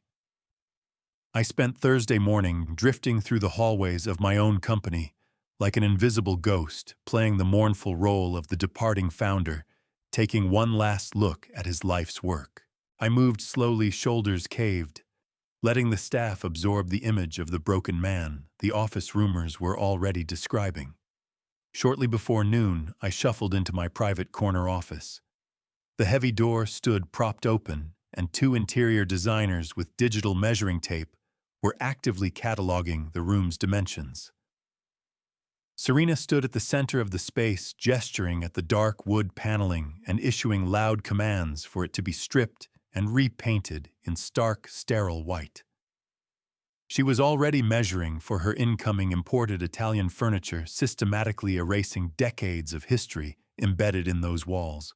I stood quietly in the doorway and watched her wave a dismissive hand at the solid oak desk positioned near the wide bay windows. That desk was not furniture. It was the precise spot where Evelyn and I had sat side by side 30 years ago, toasting from paper cups of cheap champagne after signing our very first $1 million freight contract. We had wept together that evening, finally understanding that our desperate, grinding fight to build this company had secured a real and lasting future for our family. Serena glanced over and saw me in the doorway, offering a brief, patronizing smile. She told me not to worry, assured me they would carefully box up my personal items later that evening. I nodded, thanked her for her tremendous consideration, and turned away.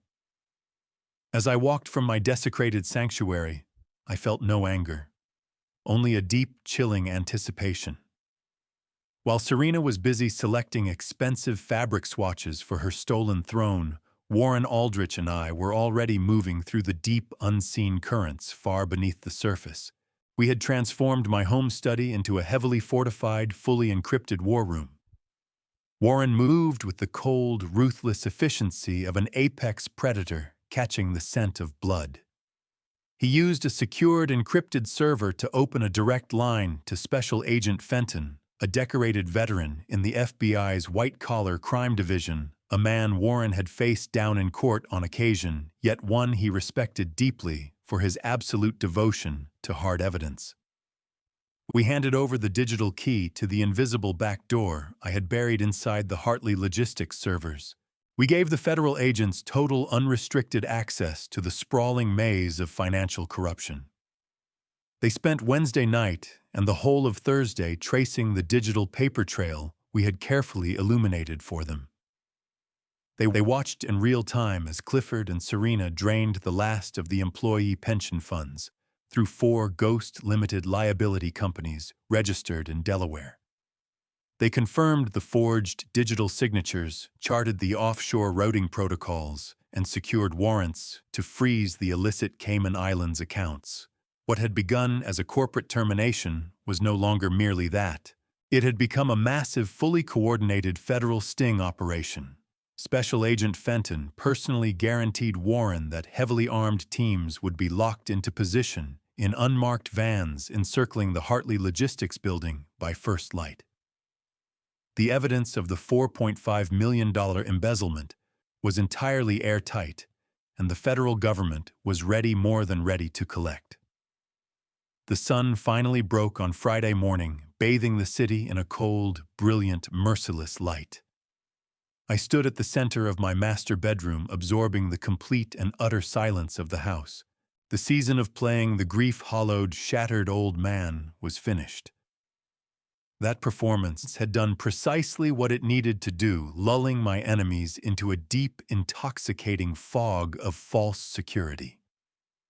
I crossed to my spacious walk-in closet and moved past the dark, conservative morning suits I had been putting on all week. In their place, I drew out a perfectly tailored midnight blue bespoke suit with razor-sharp lapels. It was a corporate Titan's armor, the garment I reserved for the days I intended to dismantle my most formidable adversaries completely. I dressed with slow, deliberate care. I fastened the crisp white shirt, clicked the heavy platinum cufflinks into place, and knotted a deep navy silk tie in a perfect Windsor knot. I studied myself in the full-length mirror. The stooped, trembling widower was completely gone. The man staring back was the founder of Hartley Logistics, someone who had weathered economic collapses, ruthless rivals, and the profound devastation of losing the woman he loved most. I moved to the sturdy wooden nightstand, where Evelyn had left her favorite pearl necklace. I rested my fingers against the cool pearls, drawing quietly on her enduring memory. My focus held firm, my purpose entirely unshakable. This was not simply about protecting a vast fortune. This was about defending the sacred honor of the woman who had given everything to build this magnificent empire by my side. I turned from that quiet bedroom and walked with purpose down the grand staircase, my footsteps landing with a commanding rhythmic authority against the polished hardwood floors. I stepped into my dimly lit study, the very room where Serena and Colin had foolishly believed they had broken me just a few nights before. The atmosphere had shifted entirely. The heavy shadows that had once concealed my carefully rehearsed weakness now seemed to lean in around me, embracing what was coming. I reached into the hidden compartment of my heavy oak desk and drew out the tamper-proof envelope holding the genetic laboratory report. That crisp white document carried the absolute scientific truth about Bryce and his parentage, the ultimate weapon that would permanently sever their unearned claim to everything I had built. I folded it with care and slipped it into the inner breast pocket of my suit jacket, settling it flat against my chest. I fastened my heavy silver watch around my wrist and checked the time. It was exactly 7 in the morning. The board meeting was set to begin in exactly 2 hours. The federal agents were already moving into position. The legal termination documents had been finalized and were waiting securely inside Warren's briefcase. The chessboard was perfectly arranged, and my arrogant opponents were marching their king straight into a fatal, inescapable trap without any awareness of what surrounded them. I walked out my front door, the sharp morning air flooding my lungs with a bracing, exhilarating clarity. I settled into the driver's seat, gripped the thick leather steering wheel, and turned the ignition over. I was going to walk into that boardroom and let them settle comfortably at the head of the long walnut conference table. I was going to let them look down at me, fully convinced they had won the brutal war.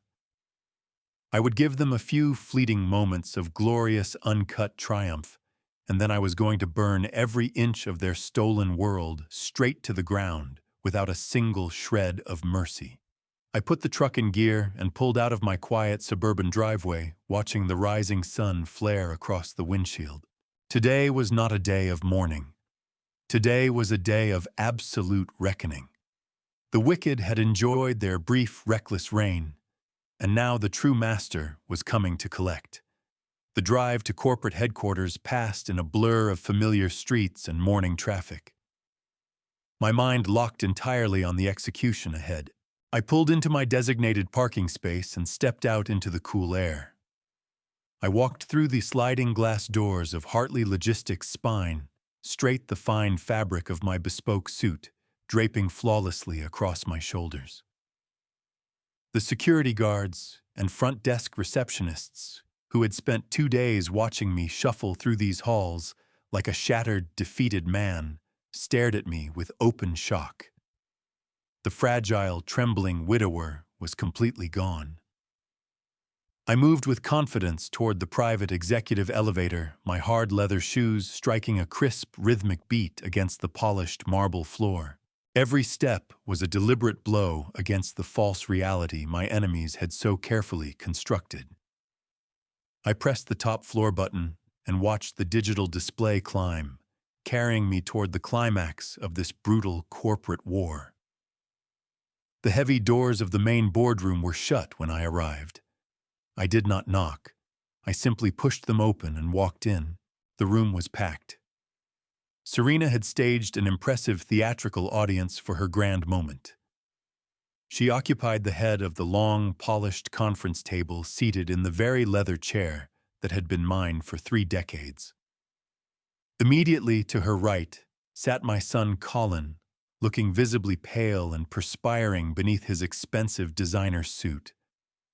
To her left sat Clifford Drummond, the chief financial officer, wearing a smug and victorious grin that turned my stomach. Beside Clifford sat 18-year-old Bryce scrolling absently on his smartphone, entirely oblivious to the massive criminal conspiracy churning around him. The rest of the table was filled with the new, sycophantic executive hires Clifford had rushed in to replace my loyal veterans.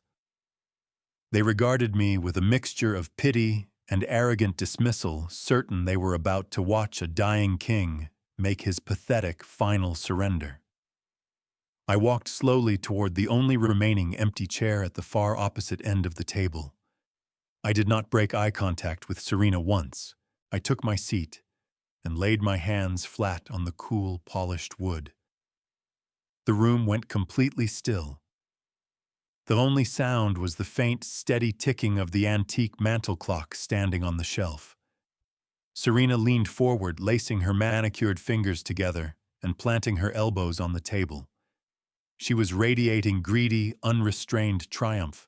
She nodded to one of the new executives who scrambled quickly to push a thick navy blue folder down the length of the table. It glided smoothly across the polished surface and came to a stop directly in front of me. Resting on top of the legal paperwork was a heavy silver pen.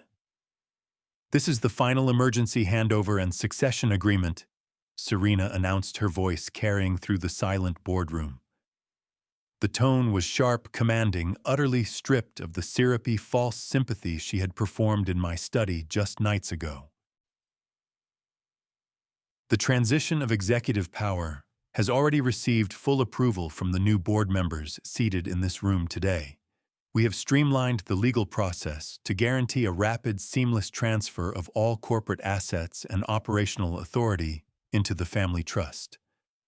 All that remains is your final authorization signature on the bottom line. I looked down at the thick stack of papers.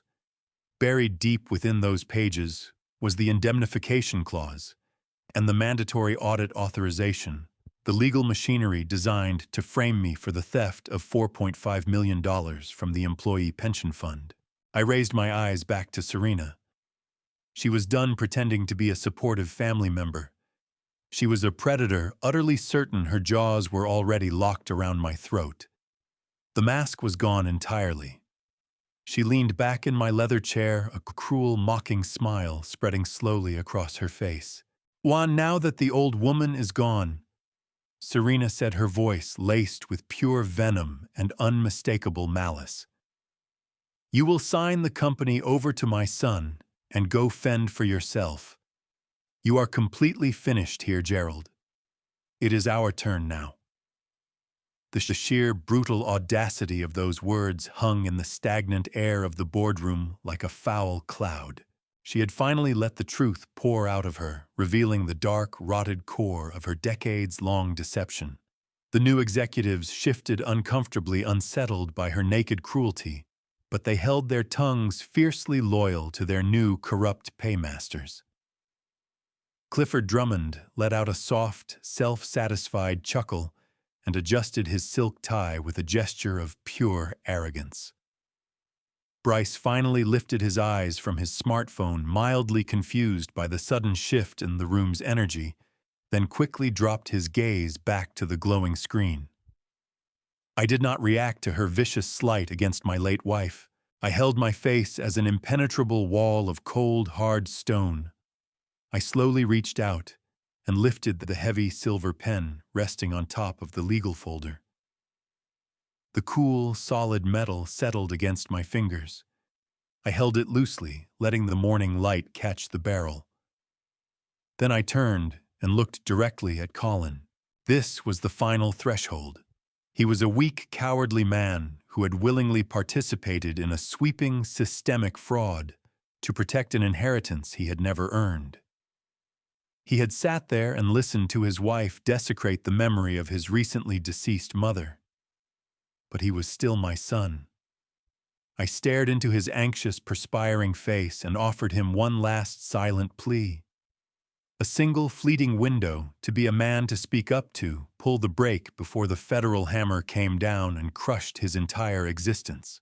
I weighted the silver pen suspended loosely in the quiet air. Colin swallowed hard, his Adam's apple working against his tight collar. He could read the piercing question written clearly in my eyes. He knew precisely what I was asking of him without a single word.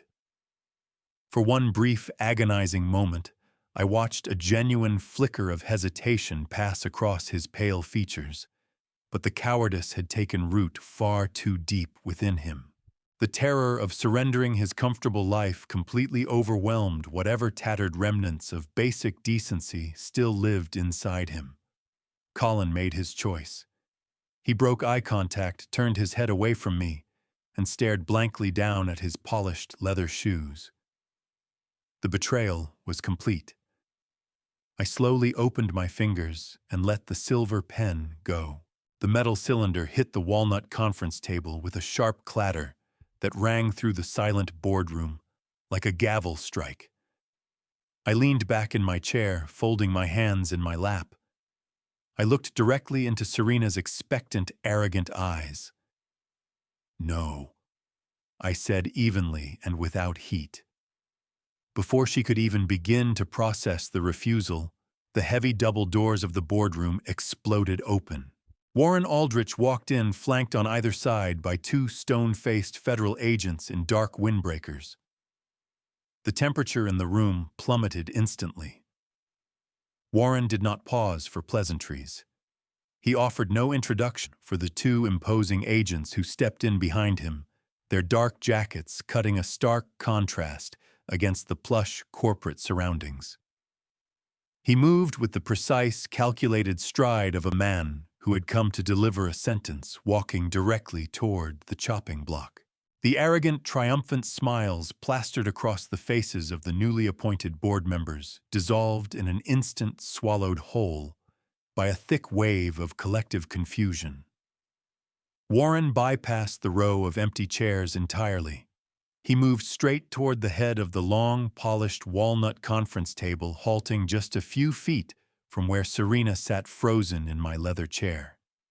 He unclasped his sleek black briefcase with a sharp, metallic snap that sliced through the heavy silence of the room.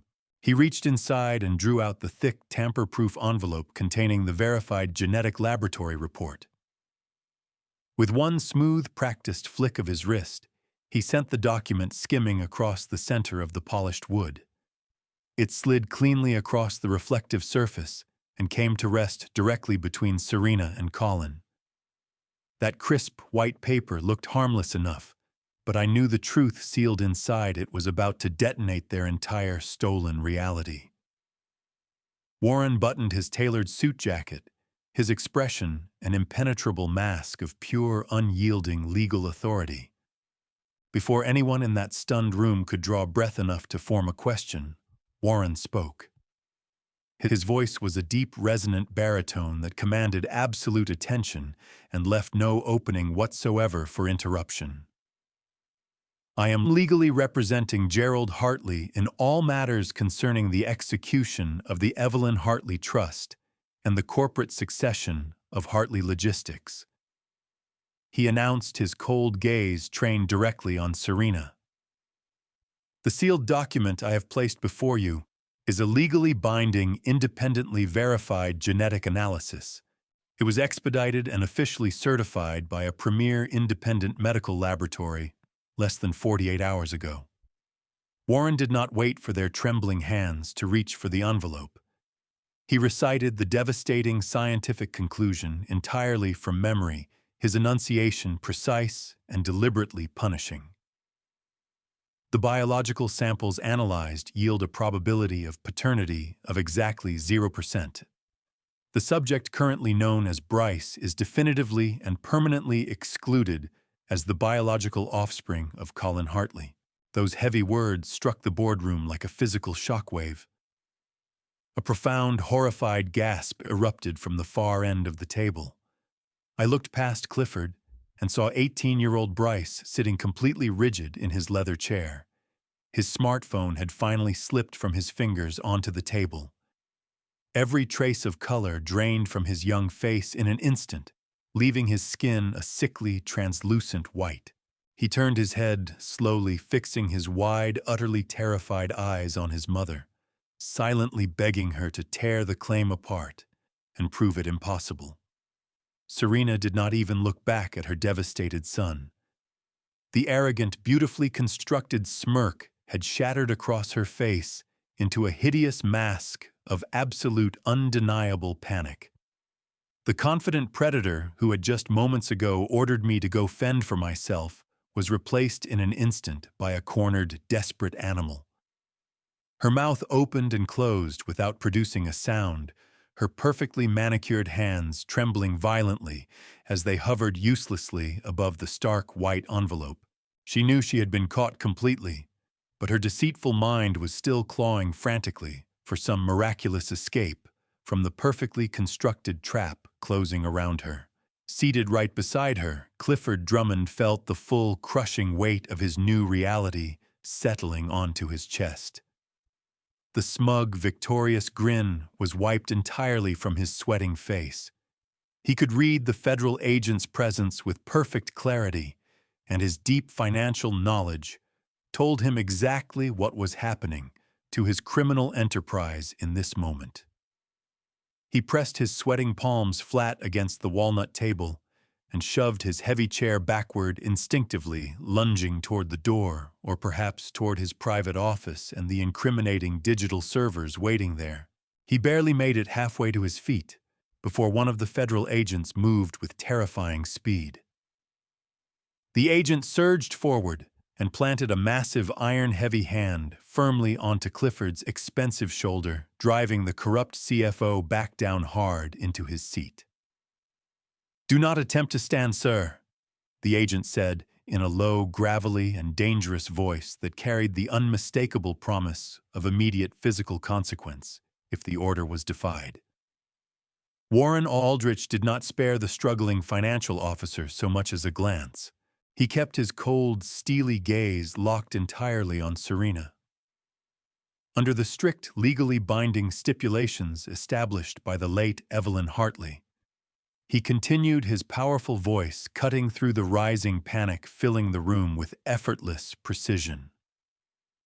The legal transfer of any corporate assets, executive authority, or financial holdings is strictly, exclusively, and permanently bound to the direct, verifiable biological heirs of the Hartley bloodline. There are no exceptions. There are no exploitable loopholes, and there are no alternative interpretations of this foundational family trust document. Warren stepped deliberately closer to the table's edge and leaned forward slightly, ensuring his next words carried their full, inescapable weight. Because you have actively and maliciously engaged in a sweeping biological fraud designed to present this young man as a legitimate bloodline heir, the emergency handover and succession agreement currently sitting on this table is completely null and void. The entire corporate transfer is legally terminated, effective immediately. You have no legal standing in this company. You hold no executive authority, and you have no valid claim to a single penny of the Hartley family fortune. You are stripped of all corporate and familial power right here, right now. The legal checkmate Warren had just executed was absolute flawless and utterly unforgiving. The suffocating silence that followed his declaration pressed down on the room like a physical weight. Colin shot up from his leather chair as though he had been violently electrocuted. His pale face arranged itself into a rehearsed mask of theatrical outrage, his voice climbing high with a forced performance of personal betrayal. He jabbed a trembling finger at his terrified wife. His eyes stretched wide with manufactured disbelief. "How could you do this to me, Serena?" he cried frantically. "You made me raise another man's son. You used me to steal from my own family." He was desperate for the federal agents, and for me to believe he was a completely innocent man. He swung toward me, hands raised in a pitiful pleading gesture, counterfeit tears building in his cowardly eyes. But I reached down and unlatched the heavy brass buckles of my leather briefcase. I was nowhere near finished with him. I pulled back the leather flap, the brass buckles snapping open with a sharp crack that rang across the boardroom. Colin was still on his feet across from me, arms held wide in a theatrical show of innocent devastation. He pressed his eyes tightly shut, squeezing out miserable tears that crawled down his pale cheeks. He was waiting for my comfort. He was waiting for his grieving father to rush around the table and fold the poor deceived son into his arms. I did not move toward him. Instead, I reached into the body of my briefcase and drew out the heavy dossier that Garrett Velez had passed to me in that dingy roadside diner. I pulled the highlighted document from the top of the stack, the printed email from exactly 10 years ago, the incontestable digital record of his complete moral bankruptcy. I did not hand it to him gently. I pulled my arm back and threw the crisp paper squarely at his chest. The document struck his designer suit and fluttered down onto the polished walnut conference table, landing right beside the damning genetic laboratory report. "Do not dare play the victim with me," I said, my voice dropping to a deadly, gravelly whisper that carried to every corner of the room. "You are a coward. You knew you were completely sterile. You have known for 10 long years, and you sold your own mother's sacred honor for a pathetic monthly paycheck." Colin looked down at the highlighted sheet resting on the wood. His false tears stopped dead drying up the instant his eyes landed on the page, as if a faucet had been violently twisted shut. He recognized the heavy black text. He recognized his own private email address printed clearly across the top. The last remnants of color drained entirely from his face, leaving his skin a hollow, ashen gray.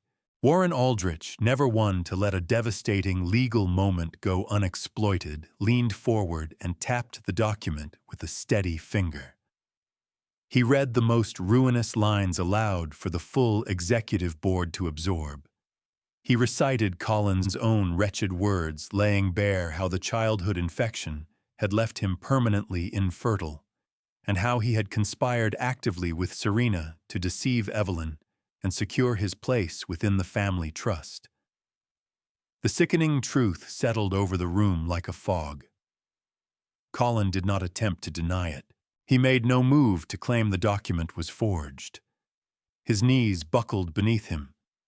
He collapsed back into his leather chair, every last shred of fight draining out of his weak, pampered body. He buried his face in his shaking hands and broke down completely. This was not the calculated, manipulative weeping of a few moments ago.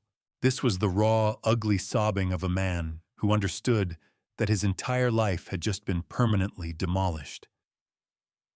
"Dad, please," he choked between heavy, racking sobs. I was terrified. She made me do it. She told me Mom would cut me off completely and leave me with absolutely nothing. He thrust a shaking finger blindly toward his wife, desperate to offload the crushing weight of blame onto her shoulders. Serena turned her head and fixed him with a look of pure, unfiltered contempt. "Do not dare try to pin your pathetic cowardice on me," she screamed, her voice fracturing with furious panic. "You gladly took the money. You happily lived in the giant mansion and drove the luxury cars. You are a weak, miserable excuse for a man who could not even give me a child." She wrenched her venomous gaze away from her weeping husband and locked onto Clifford Drummond, still pinned to his seat by the looming federal agent. "This was supposed to be flawless, Clifford," she shrieked, her perfectly styled hair collapsing wildly around her face. "You promised me the digital tracks were completely covered. You promised me the old man would never look closely enough to find the offshore routing numbers." Clifford snarled back at her, his smooth and arrogant facade in complete ruins.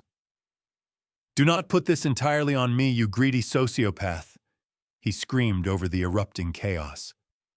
"You were the one who demanded we accelerate the timeline. You were the one who pushed to drain the pension fund dry while his wife was dying in the hospice center because you could not wait to buy that ridiculous property in Pelham Bay. The unholy alliance they had spent 19 years carefully constructing collapsed with breathtaking speed into a venomous, shrieking wreck. They were no longer the polished corporate predators who had smugly plotted my downfall just days before. They were cornered rats tearing viciously at each other in a desperate and futile attempt to abandon the sinking ship. I sat back in my chair and watched them self-destruct with absolute zero empathy. My heart was a sealed, impenetrable vault. Watching their red, screaming faces, my mind drifted briefly to the brutal freight wars of the 1990s. Evelyn and I had faced down savage union strikes, relentless corporate espionage, and massive predatory logistics conglomerates that had actively tried to grind our small, struggling business into dust. We had endured countless sleepless nights navigating treacherous financial waters, armed with nothing beyond raw grit and an unbreakable loyalty to one another. I had stared down armed hijackers attempting to steal our cargo trucks on dark, deserted interstate highways. I had fought for every single dollar in my bank account with everything I had. These soft, pampered vultures never stood a genuine chance against a real predator. They believed corporate warfare was a matter of tailored suits and forged digital signatures executed safely from an air-conditioned corner office. They had catastrophically underestimated the deep and dangerous resilience of a man who had actually bled to build the very ground beneath their feet. The screaming in the boardroom swelled to a fever pitch. Colin was sobbing uncontrollably into his hands. Serena was hysterically hurling a glass pitcher in Clifford's direction while he bellowed for legal representation and cursed her name in return. The newly appointed executive board members, the very people Clifford had recruited 2 days ago to serve as compliant rubber stamps for the embezzlement scheme, sat frozen in complete stunned silence. They watched their brief and lucrative careers dissolve before their eyes. 18-year-old Bryce simply stared at the chaos unfolding around him, his mouth hanging open as he slowly grasped that his entire identity, his immense wealth and his family history were nothing more than a finely calculated illusion. I did not feel a single ounce of pity for any of them. The collapse of their carefully maintained lie was a necessary cleansing. I looked toward the head of the table and gave a single nod. The federal agents stepped forward, their handcuffs catching the light. "Clifford Drummond, Serena Hart," the lead agent announced, his commanding voice silencing the room entirely. "You are under arrest for federal wire fraud and the criminal embezzlement of $4.5 million from the Hartley Logistics Employee Pension Fund. You have the right to remain completely silent." The harsh, metallic ratcheting of steel handcuffs clicking shut echoed with cold finality throughout the vast boardroom. The sound sliced through the lingering chaos, delivering a sudden and terrifying reality to the arrogant predators who had engineered my downfall. Serena did not surrender quietly, as the federal agent secured her wrists behind her back. She thrashed violently against his grip. Her tailored designer suit twisted and wrinkled as she kicked her expensive heels wildly against the carpeted floor. Her composure had evaporated, entirely replaced by the hysterical flailing of a spoiled child denied her ultimate prize. "You cannot do this to me!" she screamed, her voice shrill and piercing. "I dedicated almost 20 years to this family. I managed your pathetic son. I gave you the illusion of a perfect legacy. I deserve half of this company. You owe me Gerald. You owe me everything." I watched her performance with absolute unblinking detachment. The federal agents ignored her venomous outburst as they escorted her toward the double doors. Clifford Drummond offered no physical resistance whatsoever. The crushing reality of the federal indictment had obliterated whatever arrogance he had left. He walked with his head hung low, his face drained white, his silk tie hanging crookedly against his chest. He moved out in humiliating silence, a defeated man who understood his fraud had just cost him his life. The walnut doors swung shut, cutting off the last of Serena's fading screams. The sudden silence left behind was suffocating. The newly appointed executive board members quietly gathered their briefcases and slipped out through the side doors. I did not bother to stop them. They were merely symptoms, and I was focused entirely on excising the root. My eyes drifted back to where Colin sat hunched at the table's far end, both palms pressed against his face, body shuddering with wet, miserable sobs. He had watched his wife get hauled out of the room in handcuffs and hadn't lifted a single finger. I went back into my briefcase one last time and produced a single page of legal paper bearing the embossed seal of Warren Aldrich's firm. I made my way along the length of that polished table, each footstep ringing out in the now emptied room. I came to a halt right next to Colin's chair. No consoling hand on the shoulder. I simply let the page fall onto his lap and waited. He peeled his hands away from his face and squinted down at the document through red, tear-swollen eyes. The moment he registered the bold heading, the air left him in a sharp, pained gasp. An eviction notice legally binding, impossible to contest. "You have exactly 24 hours to collect your belongings from the house I purchased for you." I told him every word flat and cold. "The keys go on the kitchen counter. You will not step onto that property ever again. On top of that, your position at Hartley Logistics is gone permanently. Title, salary, benefits, all of it stripped away." Colin's head snapped up, his face wild with a terror he had never once imagined he would feel. "Dad, please." He choked out, his hands locked together, knuckles white. "Where do I even go from here? How am I supposed to live? I have absolutely nothing. Hatim, that is a consequence you set in motion a decade ago." I answered, my voice carrying all the give of a stone wall. "You had a choice 10 years back: stand by your mother's honor or sell it for a guaranteed inheritance. You chose the money because you lacked the spine to build something of your own. Warren has already filed the legal amendments with the trust. Your disinheritance is complete and irrevocable. Not 1 cent of my estate will ever reach your hands. Your employment is finished. Your lease is finished. And your place in my life is finished. Do not reach out to me. Not now, not ever." Colin folded forward, face buried in trembling hands, completely undone. I moved away without a backward glance. I had no interest in watching what was left of a man who had thrown away every gift he'd ever received. I shifted my focus across the room. Bryce, 18 years old, was still seated where he'd been through the whole ordeal, rigid with shock. He looked every bit as young and lost as he actually was. Everything he had assumed was his, the name, the wealth, the future, had been torn away in a single morning. When his eyes found mine, they held a raw tangle of terror and bewilderment. He hadn't asked for any of this.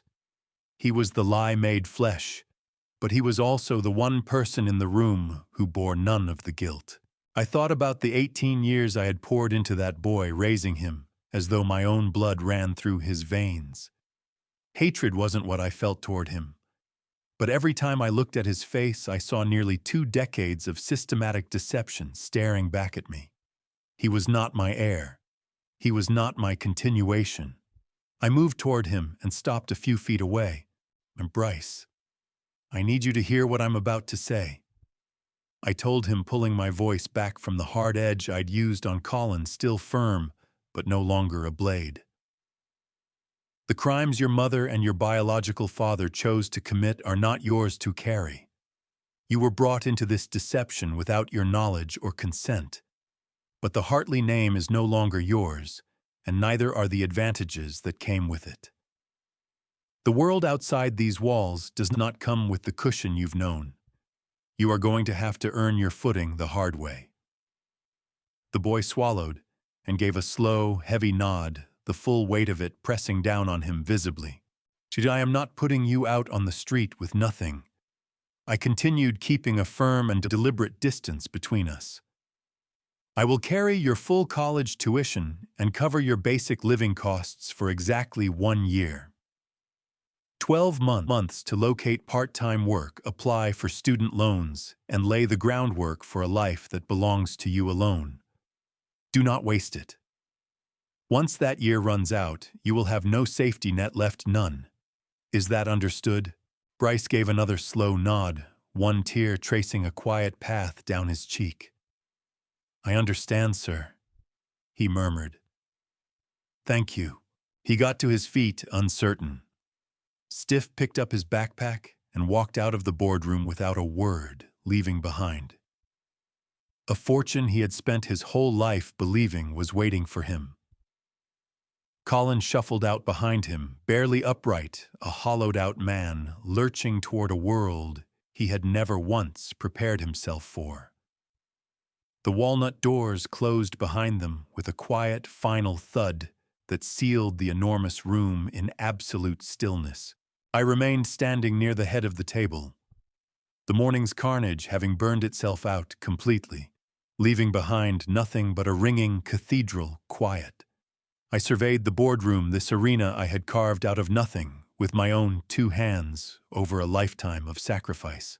Warren Aldrich emerged from the far side of the room, his black leather briefcase clipped shut at his side, crossing toward me with measured, unhurried steps.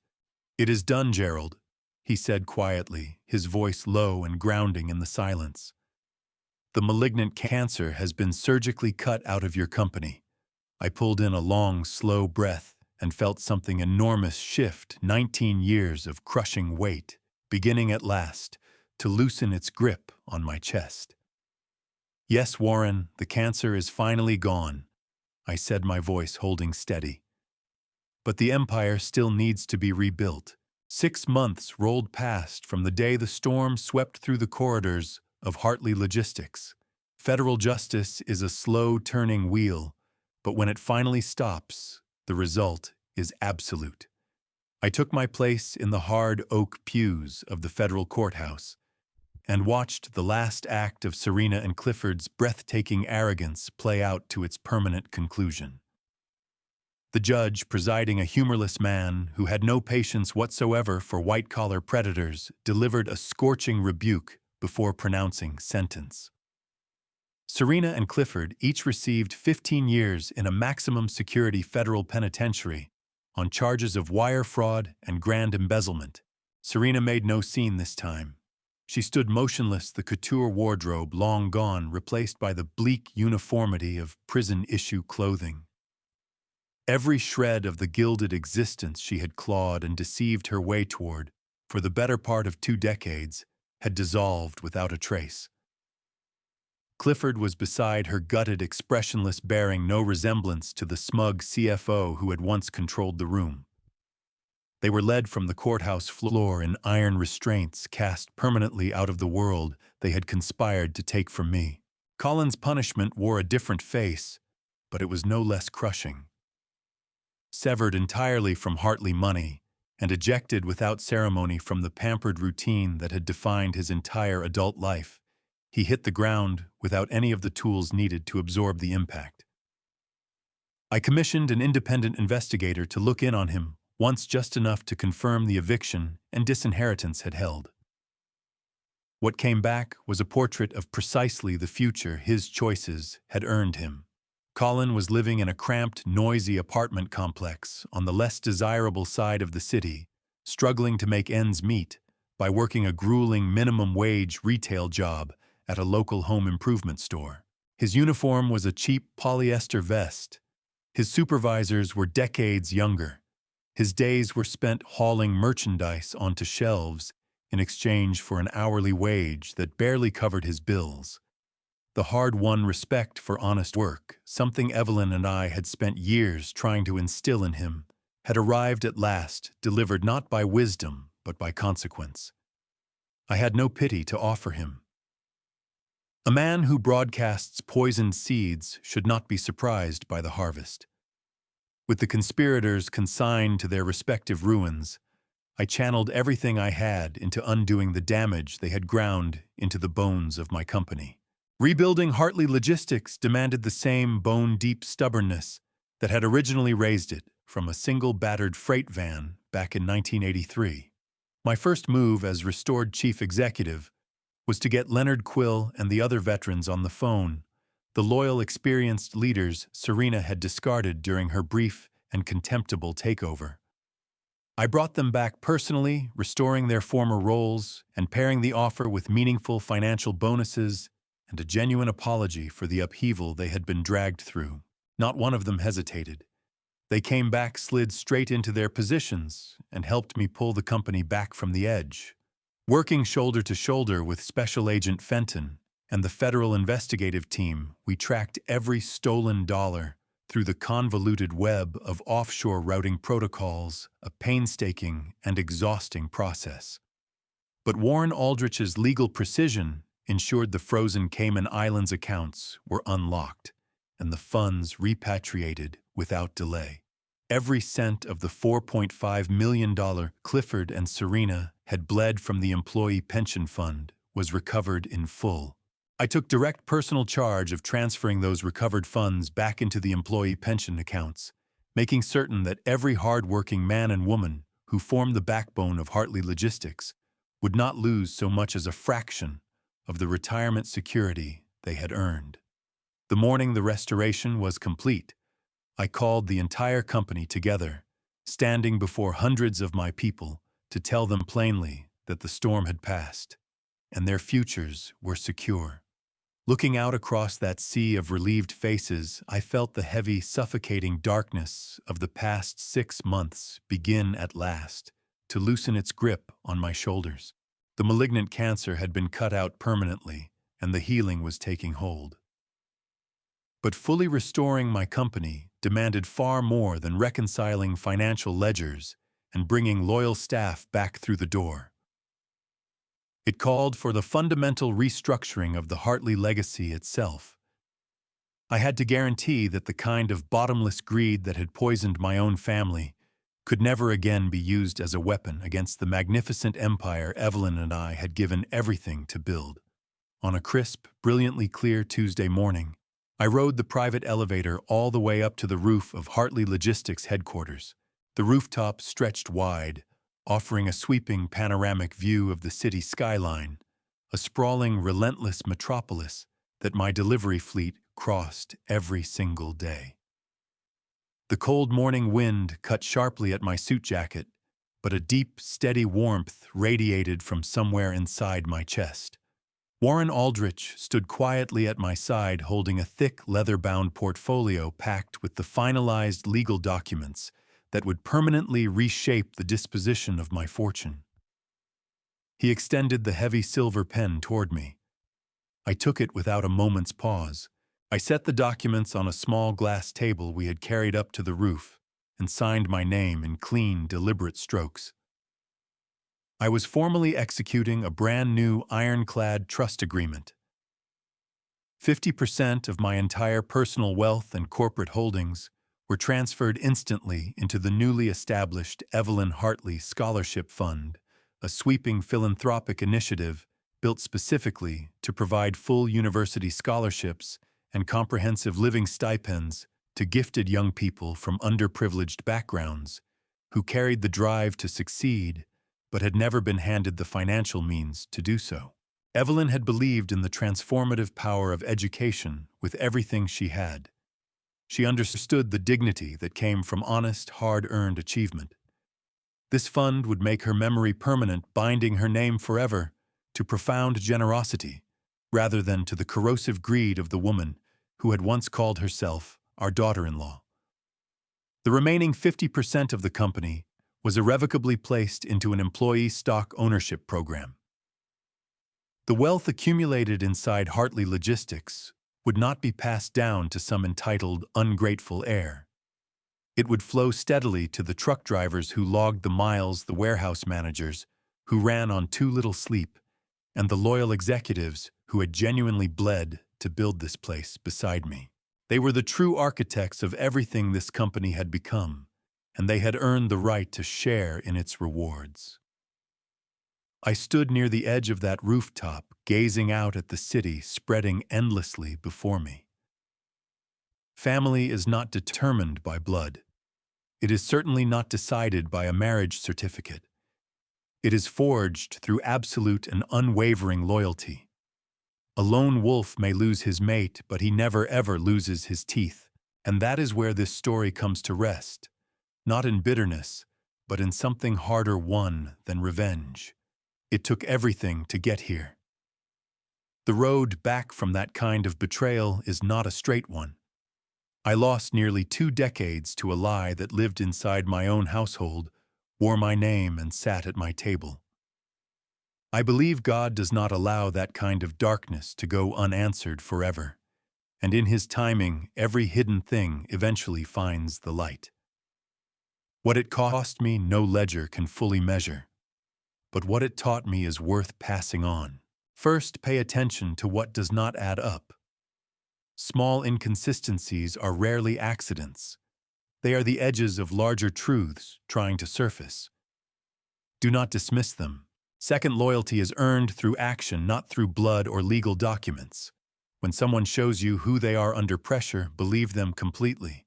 Third, if you are building something real, protect it with the same intensity you used to create it. Complacency is the door that predators walk through.